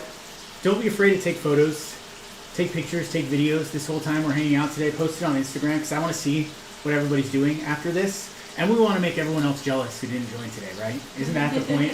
Isn't that the point of social media? No, it's not. The point is to be social and interact with one another. Yeah, I don't understand those people that charge people to.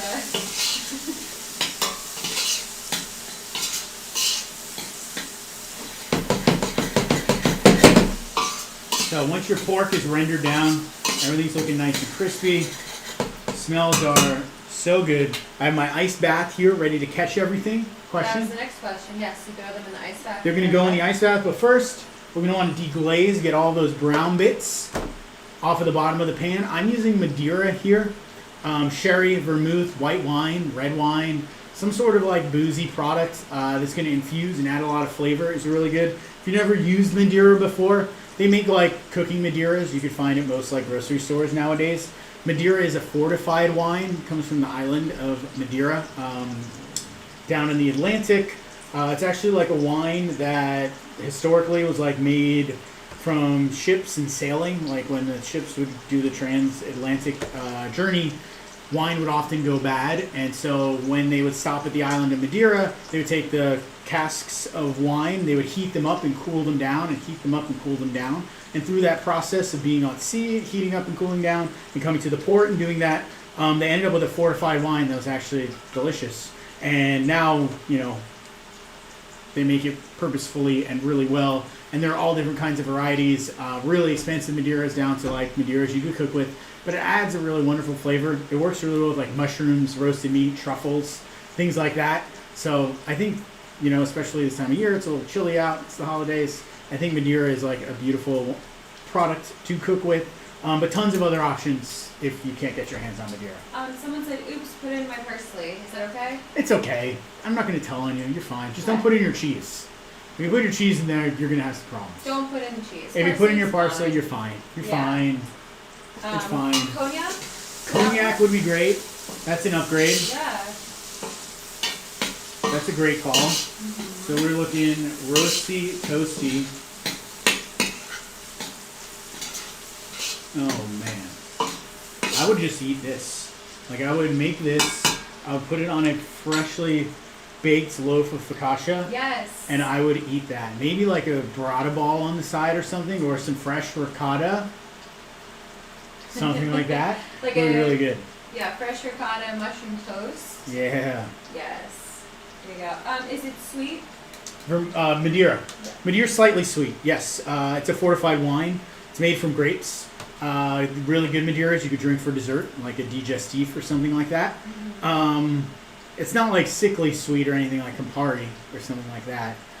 It's definitely for cooking and for enjoying in that sense. Yeah. But I think it works and balances out all the rich, savory notes we have going on here, and Madeira. If you look up where Madeira is, it's this beautiful island.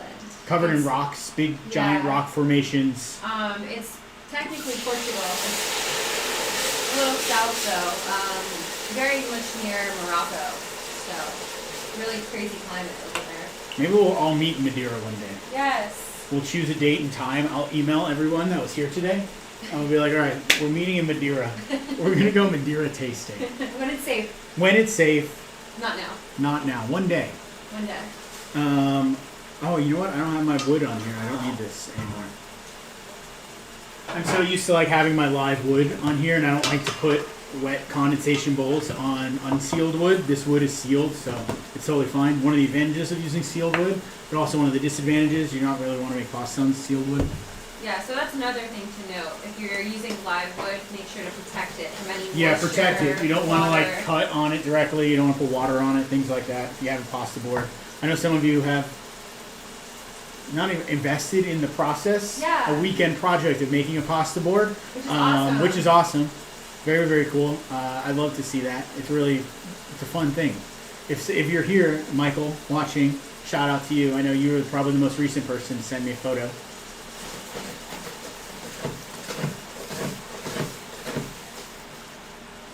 All right, once your Madeira alcohol has cooked off, you're ready to go. You don't need to reduce it all the way down. But you obviously don't want any liquid. A good way to tell, I always like to share this little fun fact. You read a recipe, whether you're braising something or you're cooking with wine, and it's like cook off the alcohol. And you know, if you're a home cook, maybe you don't know what that means, cook off the alcohol. A good way to tell. You add booze to a pot of any kind, all of this vapor coming up in the air, that's alcohol. If you were to try to waft that into your face, and you try to inhale alcohol vapor, you can't. It'll make you cough, it'll make you choke, it'll make it very hard to breathe. And the reason being is because alcohol, or humans breathe oxygen. They don't breathe alcohol. If you're able to then waft all of this air a couple minutes later into your face, and you could take a big breath of it, and it smells delicious, and it's good, that means there's no more alcohol vapors in there, and you're just breathing oxygen. It's a good little fun trick to understand kind of what it means to cook off the alcohol. So I'm happy here with my roasted mushroom mixture. We're going to go down into the bowl of the ice bath to catch everything. And you get a nice little scrape here.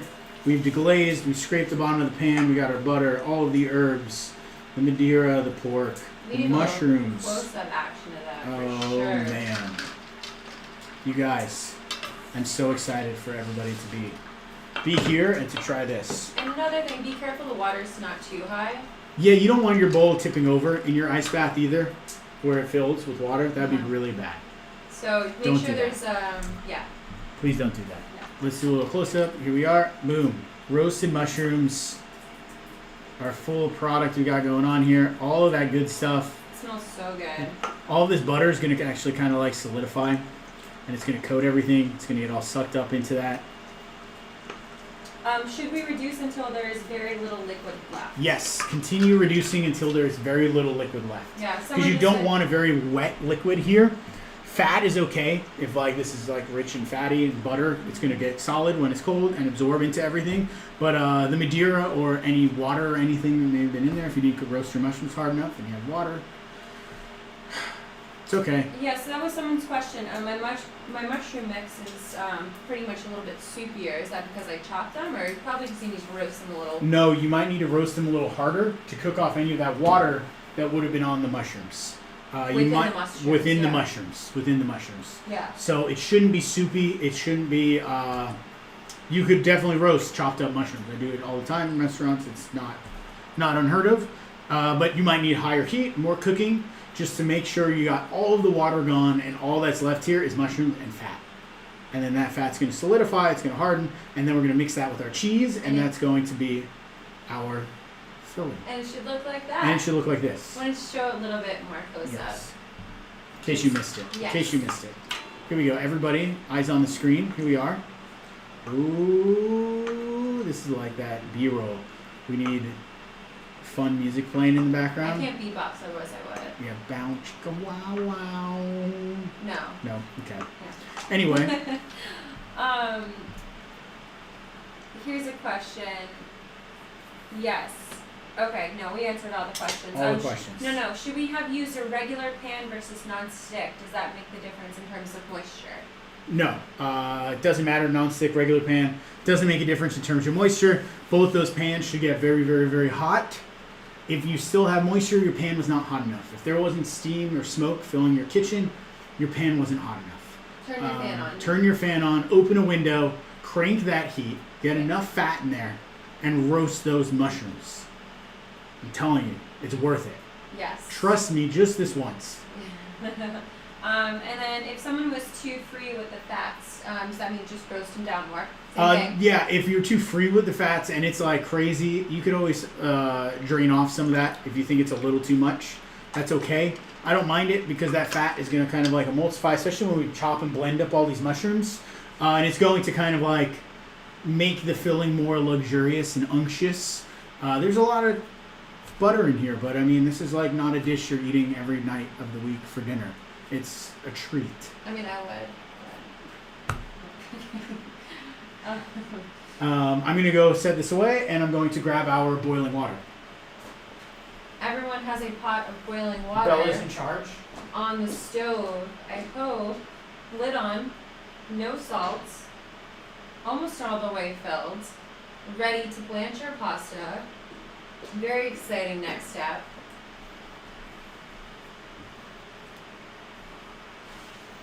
All right. I told them a story about you. No, I'm kidding. Like I was gone for that long.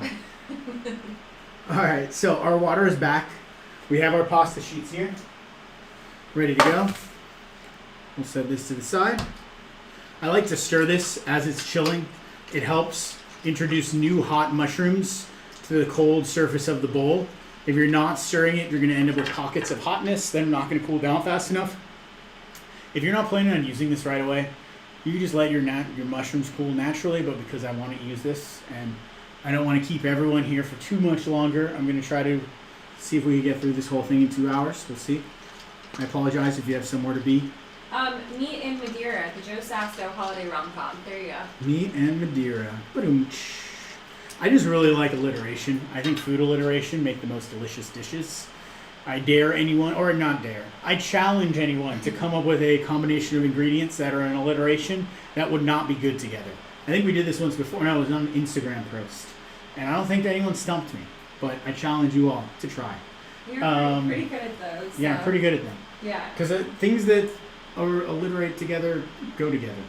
Water's coming up to a boil here. We're going to blanch our sheets. They only take about 30-60 seconds to blanch. We don't need to cook them all the way through. We're just setting that pasta. We're cooking it. It'll bake in the oven the rest of the way. Our water, seasoning pasta water, I always like to talk about this. If you've ever taken a class with me before in the past, you know exactly what I'm going to say next. We need to stop telling people to season pasta water salty as the sea. That's like my number one rule breaker right there. Stop saying that. Please don't tell anyone to say that. If you know a friend that says that, don't hit them. Just politely be like, hey, Daniel, please stop saying that. It's not right. Why'd you have to choose Daniel? I don't know. Because I might have saw like a book called Daniel over there. But instead, we're looking for well-seasoned water. It should be delicious, flavorful. It should taste good. If you're like one of those sciencey people that wants data-driven answers, seawater is about 3% salinity. Pasta water at the most should be 1% salinity. 2 points is a lot. So don't season your pasta water salty like the sea. Instead, just make it taste good.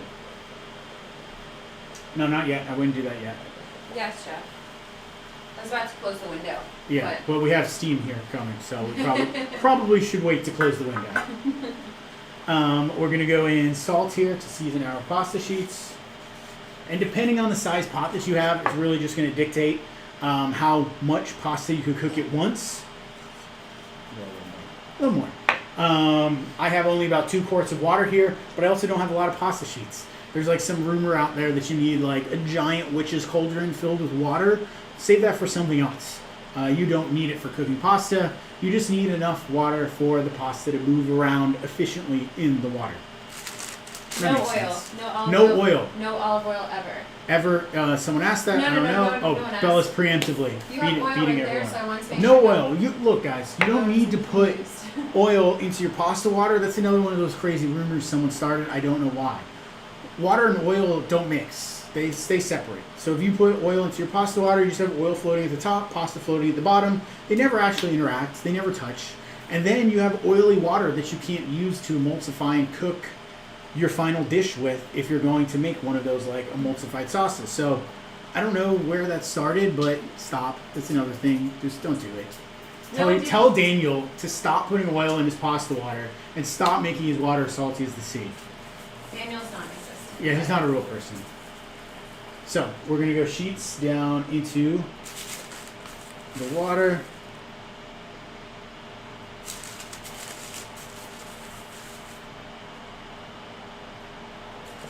Last one. No, yeah, the last one. Boom, boom, boom. Perfect, perfect. All right. Next, I'm going to use this same ice bath to catch my pasta sheets in. Making lasagna. Now, if you're using store-bought pasta, this is when you would cook it. Sorry, I didn't say that. Hopefully that was like obvious. Yes, so if you're using store-bought pasta, now would be the time. Now would be the time you want to cook that in same water, same method. do it exactly the same. But you're going to cook it probably more than a minute or two. You're going to cook it, if store-bought sheets take about 9 minutes, probably want to cook about 6 minutes or so, almost all the way. Still have some bite to it, al dente of course, because we're going to bake these. Give them a nice little like move around, make sure they're cooking evenly. Where was I going with that? You're cooking your store-bought sheets.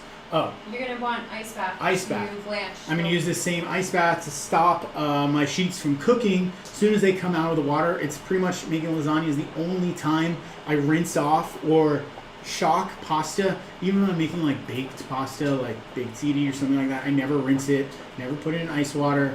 That's another thing I don't like doing. You're rinsing all the starch off of the pasta, but it's not necessarily a good thing. But here for lasagna, we need to stop that cooking.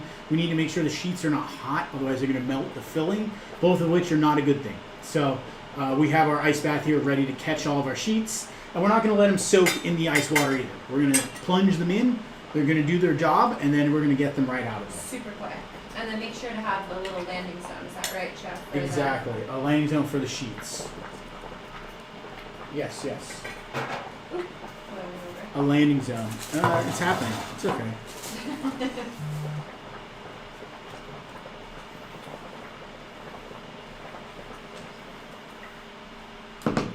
So it's been what? I would say that's about 2 minutes. Nice. Whoever just tasted their mushroom mixture, good stuff. That's exactly what I want to hear. All right, now I'm going to grab my... Yeah, about how long should the pasta be in the boiling water? Yeah, I'm going to say about 2 minutes. Yeah, unless you're... And it depends on how thick or thin you roll these two. So like if you roll them really, really thin, maybe 1 minute. If you like went super thick on it, maybe 3. But it's okay. We're not looking for it to be all the way cooked through. It's going to bake, and that'll get us the rest of the way there. We're looking to just blanch these, get them set, and then we can pull them out and get them into our ice water. Tongs work really well for this. You can strain the water out into a colander in the sink. Whatever works for you. Your own personal preference. And then how long should they be? So they're in here. I'm going to immediately go in and open them up and just make sure they're not bunched up in the water. And that way they're all evenly exposed. They're not sticking to one another in the water. And that's kind of one of the tricks here for when you're making any sort of lasagna, whether you're doing it as a rotolo or just as sheets, is working with the sheets. If you just put them in here and you walk away, you come back, they're going to be stuck together. They're going to be all like hardened and messed up and gnarly. You're going to be like, oh my gosh, what did I do wrong? I should have put oil in the water. No, wrong. You shouldn't have put oil in the water. You should have just paid more attention and not just walked away. So we're giving utmost care and attention to all of our sheets, and they're not sticking together. They're all nice. We're making sure they stay apart. And then as soon as they feel cool to the touch, we're going to transfer them to another landing tray. For our landing tray, what I like to do, this is where you do need some sort of non-stick, whether you want to use oil. I like using a little bit of like a pan spray of kinds. Get as much water off of your sheets as you can. You don't want any of this extra water. It's just going to make your lasagna soggy. And then you can go down onto the non-stick. All the water comes off. We'll go this way, actually, it's longer. And then non-stick on top. And then you can use parchment to separate the layers. And you can even use that same parchment if you wanted to. A little non-stick. Parchment. Don't forget the non-stick. And this is another thing you could do in advance. So like if you wanted to do all this today and make them tomorrow, that works as well. Yeah. Or you could have done this yesterday if you would have known what you were doing, which you probably couldn't, so I'm sorry. But if you're watching this But now, if you're watching this now and you're making it for the future, you could do this all in advance. You do even all the building up to advance, then you just bake it when you want to eat. That's an option too. Alright, so we're done with this parchment. Our pasta's hanging out. That's ready to go. We're done with our ice bath. Everything's cooled. We're going to give ourselves a little organization station. We're done with this. Our sheets, looking good. We have our filling over here. Get a quick wipe, all of our extra water. Do a little cleanup. Perfect, perfect. All right. That was fun. The whole process of making lasagna is always like, it reminds me of childhood.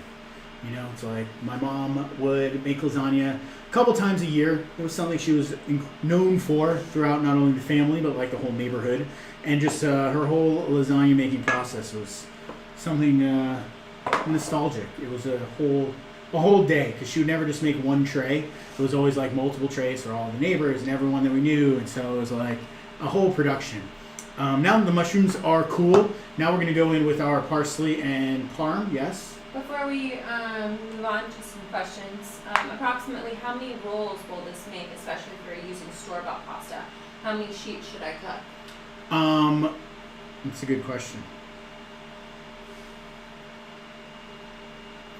I'm going to say you'll get 16 rolls. If you're using Store-bought pasta. store-bought pasta. If you're using store-bought pasta, I would cook at least 16 pieces. And then it'll really depend on how much of this you spread in between each layer. So like you could go really light and get tons, or you could go really heavy and get less. Yeah, if you want a smaller... less pasta, you go more filling. Yeah. If you want more pasta, you go less filling. And if also if you're baking dish as well. Yeah, think about like you could bake this in like a really big baking tray. You could bake this in a little saute pan. You could bake it in like a little cast iron. So think about like your serving vessel and how you want to bake this. And that could often tell you then too how many things to make. But if you have a box of lasagna, I would cook the whole thing. 1 pound box of dried lasagna will be good for all this filling that you have here. Yes, and then you can, save it or share. Or... Yeah, make friends. We're going to do all of our cheese into our mushroom mixture. And parsley. And parsley. This is where you use the parsley now. And then you could mix this all up by hand and chop it on a cutting board, but that becomes very tedious, so I'm going to pull out my food processor and buzz this up and bring it all together.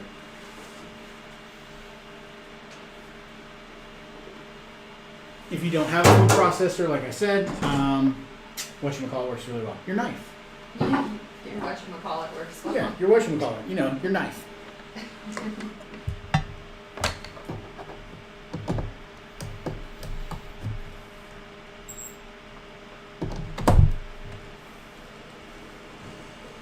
Nope, don't need that on. Perfect. All right. Into the food processor. Easy enough.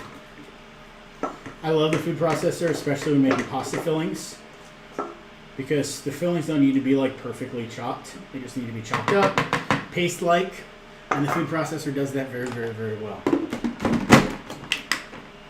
So we'll just pulse this. Pulse, which means turning it on, turning it off, turning it on, turning it off. So that way you don't end up with like mushroom soup, but more like chopped up mushrooms that are finely chopped. Yes.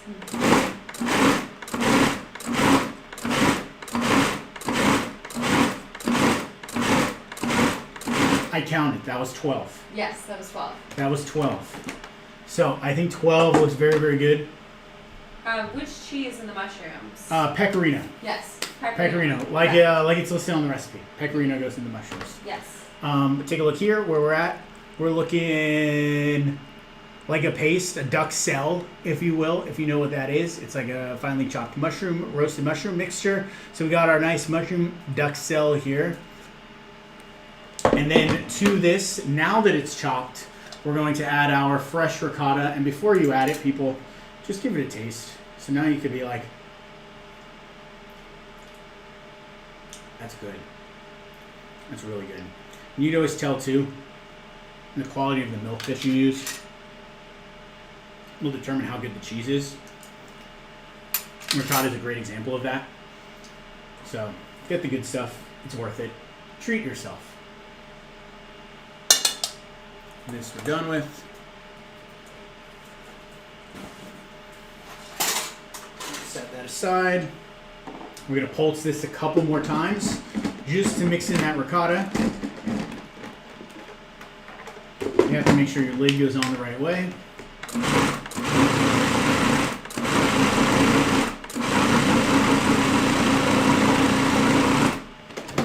And then we got to check our work. Always want to check our work. Take a look where we're at. Yep. Texture, consistency. It's pasty. I can almost turn it upside down. It's not going to totally fall out. but it's not like liquid or wet by any means, but it's nice and soft. How much store-bought ricotta? What was that? That was like a cup and a half. About one container. One container of store-bought ricotta. Like the regular size they come in, I think it's like 420 grams, which is about a cup and a half. Yes. Use one of those if you're going store-bought. So this is what it should look like. We're going to give it a taste. We're going to see what it's like. We're going to see if we need any more salt, any pepper. And if you salted it before? Yeah, if you got salt in your mushrooms. And if you salted the ricotta earlier when you were making, which is totally fine as well. I'm not adding any salt. Did you switch cameras? Yes. I'm not adding any salt. That tastes really good. I love the Madeira in there. Mushroom mix is fruity, nutty, roasted. Mm-hmm. The dried herbs, or the thyme and the herb in there really comes through. I just eat this It should taste well balanced. on its own. That's delicious. The pecorino is like a nice bit of saltiness in there, which is why I don't need to add any, I don't think, additional salt. I seasoned my mushrooms really well when they were cooking. I didn't season my cheese, but I added salty cheese to my cheese, so we're doubling up on cheese here. And if you did salt your cheese, that's totally fine. That's too. totally fine. Don't worry. Bella's looking at me like someone did something wrong. No one did anything wrong. We're all there's good. Another question about how much ricotta. I think you answered how much ricotta. Yes, so about a container, like one of those pint containers, would be a good amount for that amount for a pound of mushrooms. Or if you made ricotta. Or if you made ricotta here, it's about a cup and a half, about 420 grams, Fresh. about the pint container. The amount of ricotta that you usually get when you cook a half gallon of milk is a good amount. If you ended up with less, that's okay. It's just going to be a little more mushroomy. There's going to be nothing wrong with that. It's going to be unctuous. It's going to be delicious. We have our fondue coming up here that's going to go on it. So like, if you're like, oh my gosh, I don't have enough ricotta, that's okay. You're getting your cheese fix in the fondue that's going on this as well. Yes. Okay? We're done with this. Bella, will you grab this? Yes, chef. Thank you. Perfect. All right, we have our filling. We have our sheets. We're ready to make our rotolo, right? Right. All right. Do you want to wait for a second just in case there's a couple more questions? Yeah, let's see. Any questions? I will wait a second. Yes. Just to make sure. If you're with me and you're here and you don't have any questions, great. We're hanging. Chilling. That's okay. So, I'm going to get prepared though for this next phase of the process. I'm going to get a nice long piece of plastic wrap. And it actually works really well if you're not familiar with this process. If you wet your work surface ever so slightly, even if it was just like a little dribble of your fingers, or if you have a spray bottle, it helps the plastic stick to your surface so it doesn't slide all up or get bunched up.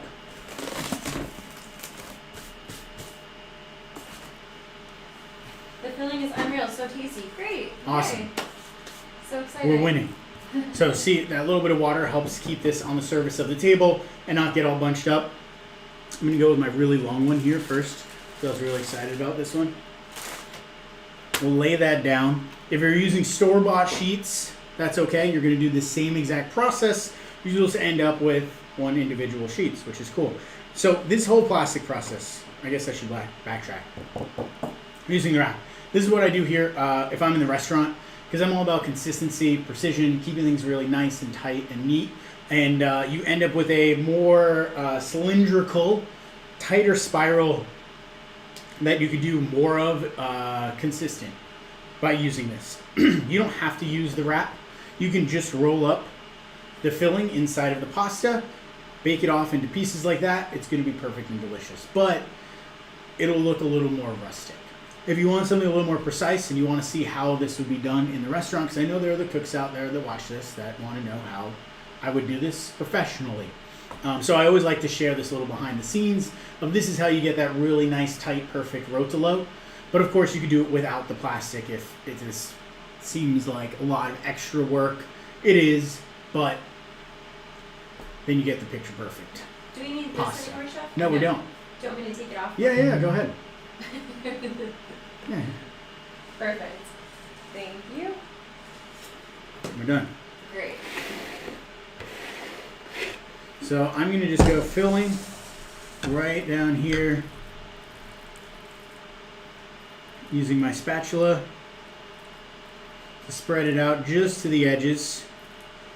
And I'm just going for a thin layer. And like I said, if you want to go like lots of filling and get less rolls, that's totally fine as well. Or you could go less filling and more rolls. But you just want a nice even layer. Trying to keep it just on the pasta and not on your work surface here. And depending on how long your piece of dough is will determine, you know, how much filling. I can't really tell you exactly because I'm not there watching you. But I trust you. I trust your best judgment. You're all chefs in your own. Yeah, you all are in charge. All right, so nice and rolled up. Do we want to see a close-up of this? I think Perhaps? we do. I Let's do. jump into it. Okay. Yeah. So we're nice and rolled up. I'm going to start on the end closest to me. And I'm going to create a roll. Folding it down into itself. Rolling it up. And as I get part way on this roll, this is when now I take the plastic itself and you're able to grab the roll, fold it over itself, and pull back and create some tension and tightness. And that's just going to tighten up that spiral and pull it into itself. Then you pull the plastic back, and then you'll roll a little more. And then now that we're a little more way, I come over with the plastic. Very gently. And I gently just kind of pull back. And this is just kind of tightening up the roll, creating a really nice even spiral. Now I'm going to undo the plastic. And we'll roll it a little more. And we'll pull it up. Then we'll pull it a little tighter just to make it nice. And then we'll roll it to the end. And now that we're at the very end, I like to take the wrap, pull it tight again, roll it all the way, and now this is where I grab the ends and I start to roll it up onto itself. And now I'm able to create this really tight cylinder that will actually keep in the fridge. It's wrapped, it's airtight. You can make these in advance if you're doing this like in a restaurant. You want to have lots of servings of this. You make a ton of little logs. And then the day of, you can come through and slice them. The longer this sits in the fridge, the easier it's going to be to slice because the cheese and the mushrooms and the pasta all have a chance to set. You don't have to wait and let it sit in the fridge. But we're not going to do that here today. But, you know, if you wanted that really picture-perfect slice, you'd want to let it set for like at least an hour. Overnight is probably better, but we'll do that one more time for everyone that may have missed exactly what happened. We'll pay attention this time. Plastic down first. A lightly wet surface helps your plastic not kind of blow around and bunch up all over the place, which I always think is important. I'll do it a little closer to the camera. We'll grab another piece of pasta. This one's a little smaller. This is one of the smaller ones for the shorter, yeah. not as long folks. Yes. We'll come in here with our filling. We're going to smear.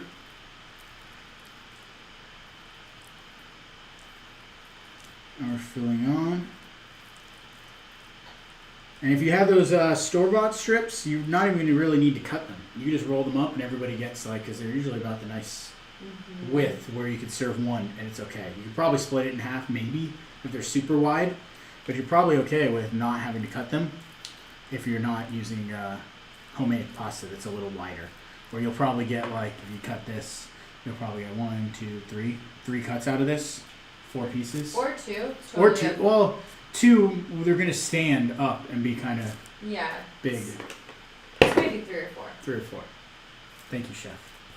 You're welcome, Chef. So we're going to roll this up, like I was saying, tucking this back end into itself. About part way, I grab the plastic and I use that to pull and create tension, tucking it down into itself, and that just kind of helps create a tighter, more even roll. And this is just like my perfectionist nature kicking in, pulling it tight, rolling it up. And then the way I do this little roll here is if you grab the 2 ends and you twist them in opposite directions like a candy wrapper, and you twist them oppositely, you're able to tighten up the sides, and it makes a nice seal and kind of forces everything together into this nice round, like so. So we'll set those aside. This is ready for later. I got a couple more sheets here, but we don't need to do those right now. I'll come back to those another time.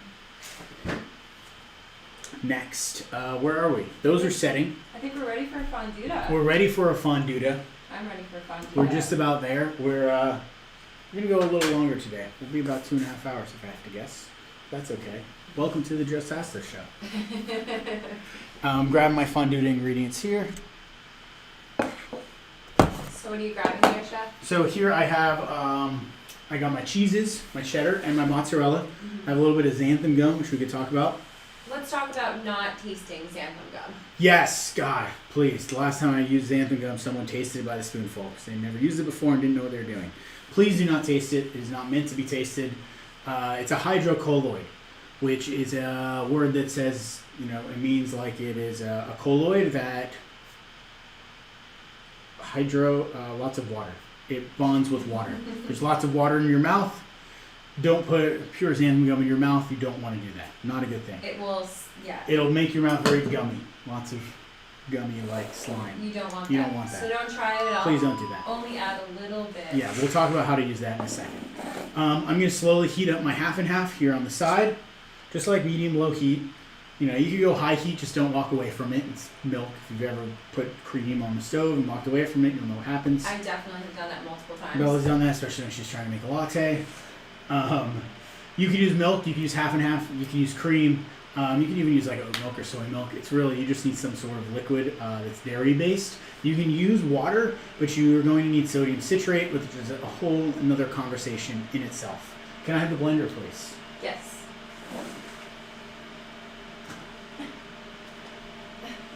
Thank you so much. Will you plug that in for me?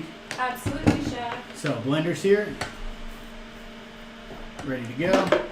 I'm going to get all of my cheese down in the bottom of the blender. And what is a fonduta? If you're here on my chicken parm class, you know exactly. We made one just like this. If you were not, well, welcome to the world of fonduta. One of my favorite things, one of my favorite condiments, fonduta is like the Italian way of saying fondue. If you've heard of fondue, or like the melting pot, it's like a cheese sauce. Fondue is French, and here in the U.S. we call it nacho cheese. It's kind of the same thing, but in this case we're not using a roux like the flour butter mixture because I don't like the flavor of the flour and the butter. I just want the dairy and the cheese to really shine in order to keep things emulsified. That's where the xanthan gum comes in. What is xanthan gum?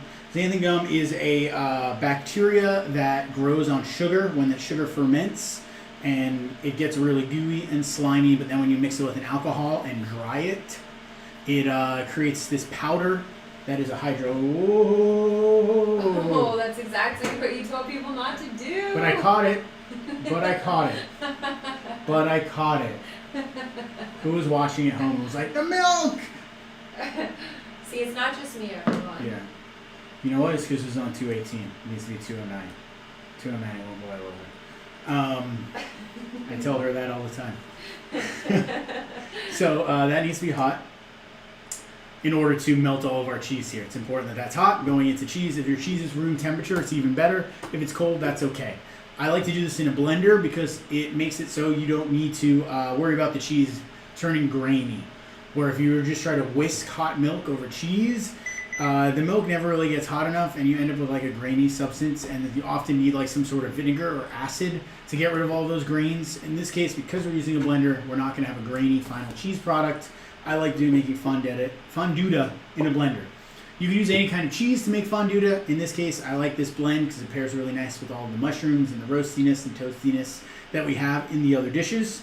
Our xanthan gum, it's a food additive. It's approved by the FDA in unlimited quantities. There's no regulations on it. It's totally safe. If you've never heard of it, go look in your fridge. I guarantee at least one of your salad dressings or something you have has xanthan gum in it. It's used in a variety of applications around the world for different things. It makes really, really super smooth and nice purees, and it's going to act as a stabilizer to hold our cheese sauce together so it doesn't separate or break. A question. The xanthan gum goes in the milk or in the blender? Xanthan gum has not been added yet.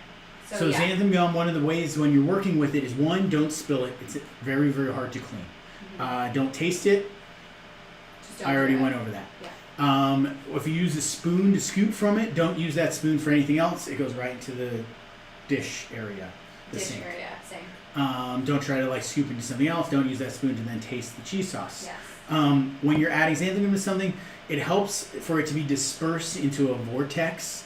And what I mean by that is you can't add xanthan gum to like a bowl and just whisk it in because there's not enough agitation to equally disperse the xanthan gum. Xanthan gum takes about 60 seconds of high speed agitation to properly hydrate and disperse. So a blender works really well. I like to have the blender running and then tap in a tiny bit of xanthan gum. What I mean by a tiny bit, like the amount, if you were to stick your knife into here and pull it out, like that little bit that you're able to pick up with the edge of your knife, or like the edge of a tiny, tiny little spoon, that's the amount of xanthan gum that you need and use. So often a container or a bag of xanthan gum will be enough to last a lifetime. Yes. Lifetime. You And don't use a lot. You don't need to use it. And you don't need it. If you don't have it, you don't need it. That's okay. A tiny bit of like apple cider vinegar or vinegar of some sort or lemon juice will help keep this stabilized. It just won't be as stable. So you're not going to be able to like make this hours in advance. It'll separate and it'll get congealed. Versus xanthan gum, you'll be able to hold it for hours and hours and hours warm and nothing will happen to it. Just would tapioca starch or something like that work? No. No, it wouldn't. Okay. Just a question, Chef. That was my own personal. You might be able to, you can use roux, but then you have the flavor of flour and butter. Right. So That's about it. Yeah. okay, so we're gonna go our hot dairy over the cheese. We're gonna put the lid on. I always like to cover the hole just in case.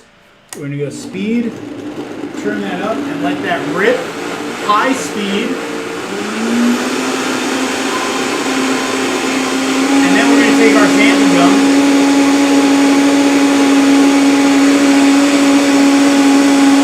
Tiny bit.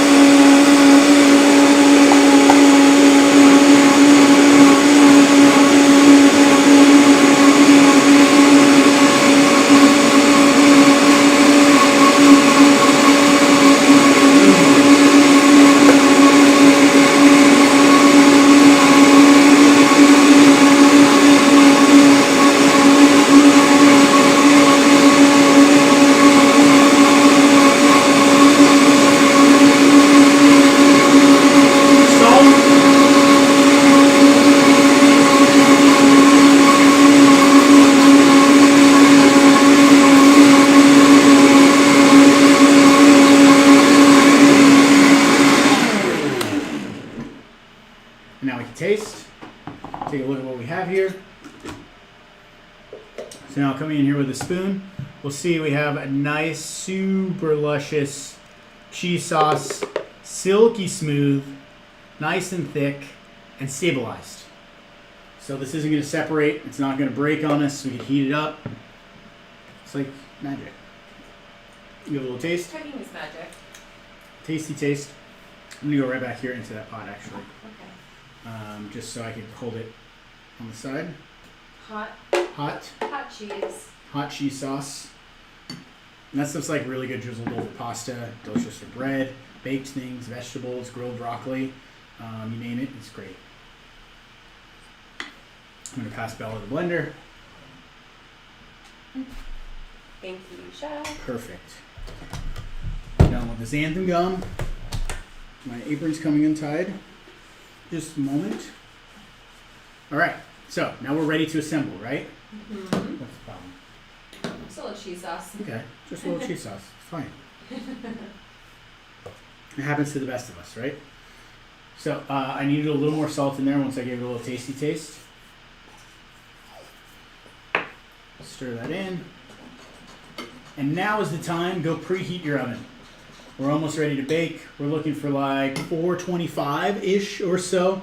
You have some flexibility there. 375 to 425, good hot range. And get your rack kind of situated towards the top. So we're going to switch it to broil for the last like 5 minutes or so of baking to get nice color on it. We have our Rotolo here. Let me grab a cutting board. And I have my knife. Was that like 1/8 teaspoon or less of xanthan gum? Got a picture of an eighth of a teaspoon in my head. That was about an eighth of a teaspoon. Maybe a little less. It's hard to take out because it's such a fine powder, but you could always add more back in. So less. Add less. Give it at least 30 seconds to hydrate and thicken. After 30 seconds on high speed, if it's still not thick enough and you don't like the creaminess, you could add a tiny bit more. And then if it's too thick and things get out of hand, add a little more milk. And you're totally fine. Or a couple drops of water. And it's going to be great. Just taste it, adjust it. A little sherry vinegar, a little lemon juice, whatever it kind of needs to kind of balance out all of those flavors. Now you're talking. What was the temperature in the oven again? 375 to 425. In that range. I like hotter. I prefer my oven to be like 500 degrees all the time. But I know like home ovens, like let's be real for a second, home ovens are never the temperature that it says they are. So I always just like blast it as high as it goes. And then I'm right there watching it. I never just put something in and walk away from it like it doesn't exist. Because I usually want to eat quickly. So high heat. We want to eat fast. We're ready for dinner. Let's cook this off and make it happen. So our Rotolo, we're going to cut it into pieces and peel off the plastic very carefully. This has been set or not. A sharp knife goes a long way for this process.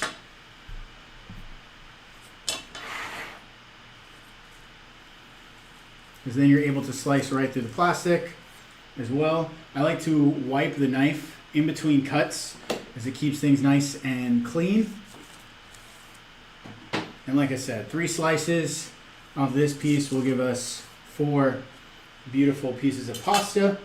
And then when you look inside, oh man, is that not picture perfect or what?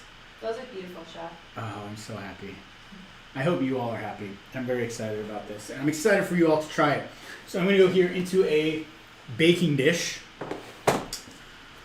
I'm using a cast iron to bake in here just because it's small, personal, pan size, something like that. You don't have to go into a cast iron. You can go into a saute pan. You could go in a casserole dish. You could go into anything that's oven safe. Yes. Anything that's oven safe, you're going to be in business. Mm-hmm. I always like to go, we'll take a little bit of our cheese sauce. Again, if you missed it, we're thick, luscious, and creamy. We're going to pour this down. This is going to be our base down on the bottom. You can be generous enough with this. That's almost like our sauce. It's our sauce base. Like if you were to make bechamel or something like that. Very, very similar without the flour and the butter. Then we're going to peel off our plastic wrap. And we end up with these beautiful rolls like this. And I like to serve them standing straight up. That way. Yep, I'll make sure all the wrap. Yeah, make sure you get all the wrap off. Last thing you want to do is accidentally serve someone plastic. Yes, or reusable wrap as well. Or reusable wrap. So those come off very easily. We'll stand these all up.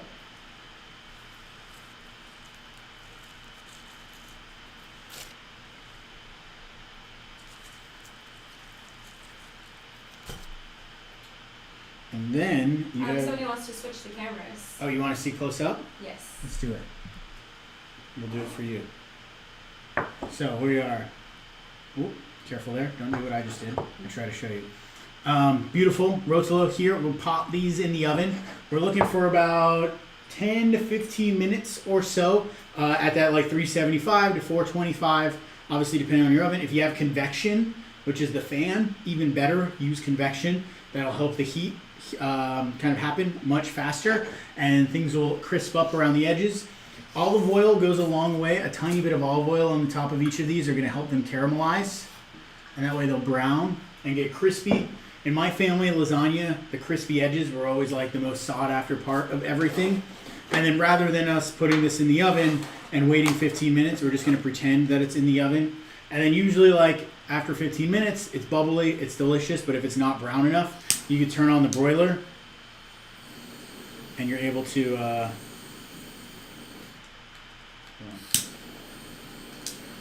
broil all of these. So we're going to pretend that these are in the oven. We're going to pretend that this is the broiler. And this is what will be happening under the broiler right now. But just so I don't have to leave the room and go to the oven and you don't have to sit here and wait for 15 minutes for these to heat up and cook, we're going to use the magic of live TV to give these all a nice little broil and give them a good char all the way around. You end up with those crispy edges, all those like burnt bits, and then we're ready to eat. So I don't know what other questions people have, but as I'm roasting and toasting, now would be a great time to hit me with all of those. Yes, absolutely. Oh, it smells so good. Caramelized pasta getting all brown and bubbly. And the great thing about doing this under the broiler is that cheese sauce is going to get hit with all that heat as well. I would not recommend sitting here and doing it with a blowtorch. The broiler is going to be much easier, Yeah. much more consistent. Recommend baking them and Bake, then bake, then broil. Yes. Bake and then broil to finish. But you know what? For the sake of time and the magic of what we're doing, this is how it's going to all come together. Yeah. Ran out of filling. What to do with leftover pasta? Oh, that's not a problem at all.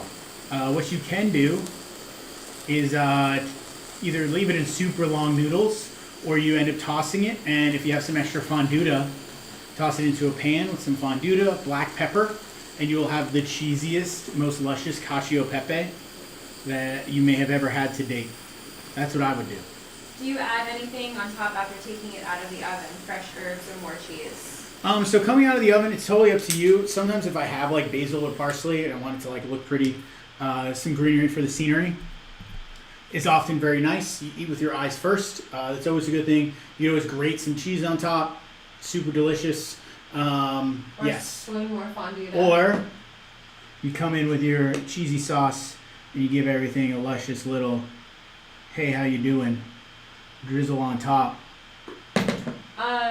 Would you serve this as a main course? That's a good question. So, do you want to answer? No, I think that there's a different style if you mean just by like a main course, like a giant kind of meal if you're looking for that. But typically with your cooking, it's very much so a lot of different dishes in one. Yeah, I think it depends on, what else you're serving. Yes. So, like, it could be a main course, 1,000%. If You could want serve to. one big platter of this, and everybody has that. And as long as there's enough pieces of it for everyone to have, like 5 or 6 pieces, you could serve it as a main course. Or what I would do is, like, I would serve this. I would do like a side of focaccia, maybe like a mixed green salad, some roasted cauliflowers, maybe like some fresh, like chopped, marinated vegetables, things like that, almost like a crudité. And so that way you got like roasted, you got bread, you got pasta, you got salad. You kind of have all those other components and flavors and textures of the meal, so that it becomes rounded and balanced out. And then I would serve dessert. And then so that way you kind of have all of these different things going on, and it's not just this. You'd serve just this, and it's going to be delicious, and I'm sure no one's going to be mad at you. But I never This kind of is just a think of main course. dishes as one thing. Yes. Good Exactly. question, though. Yeah. Good question. It's great. It's great for dinner. Yeah, Not for right now. or lunch. Or lunch for right now. Or breakfast, wherever you are in the world.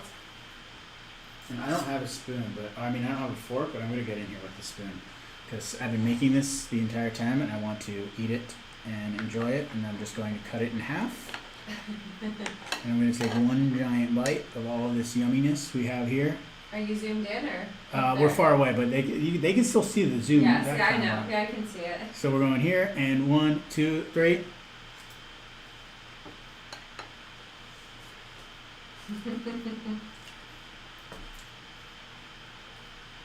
If you haven't tried it yet, you're in for a treat.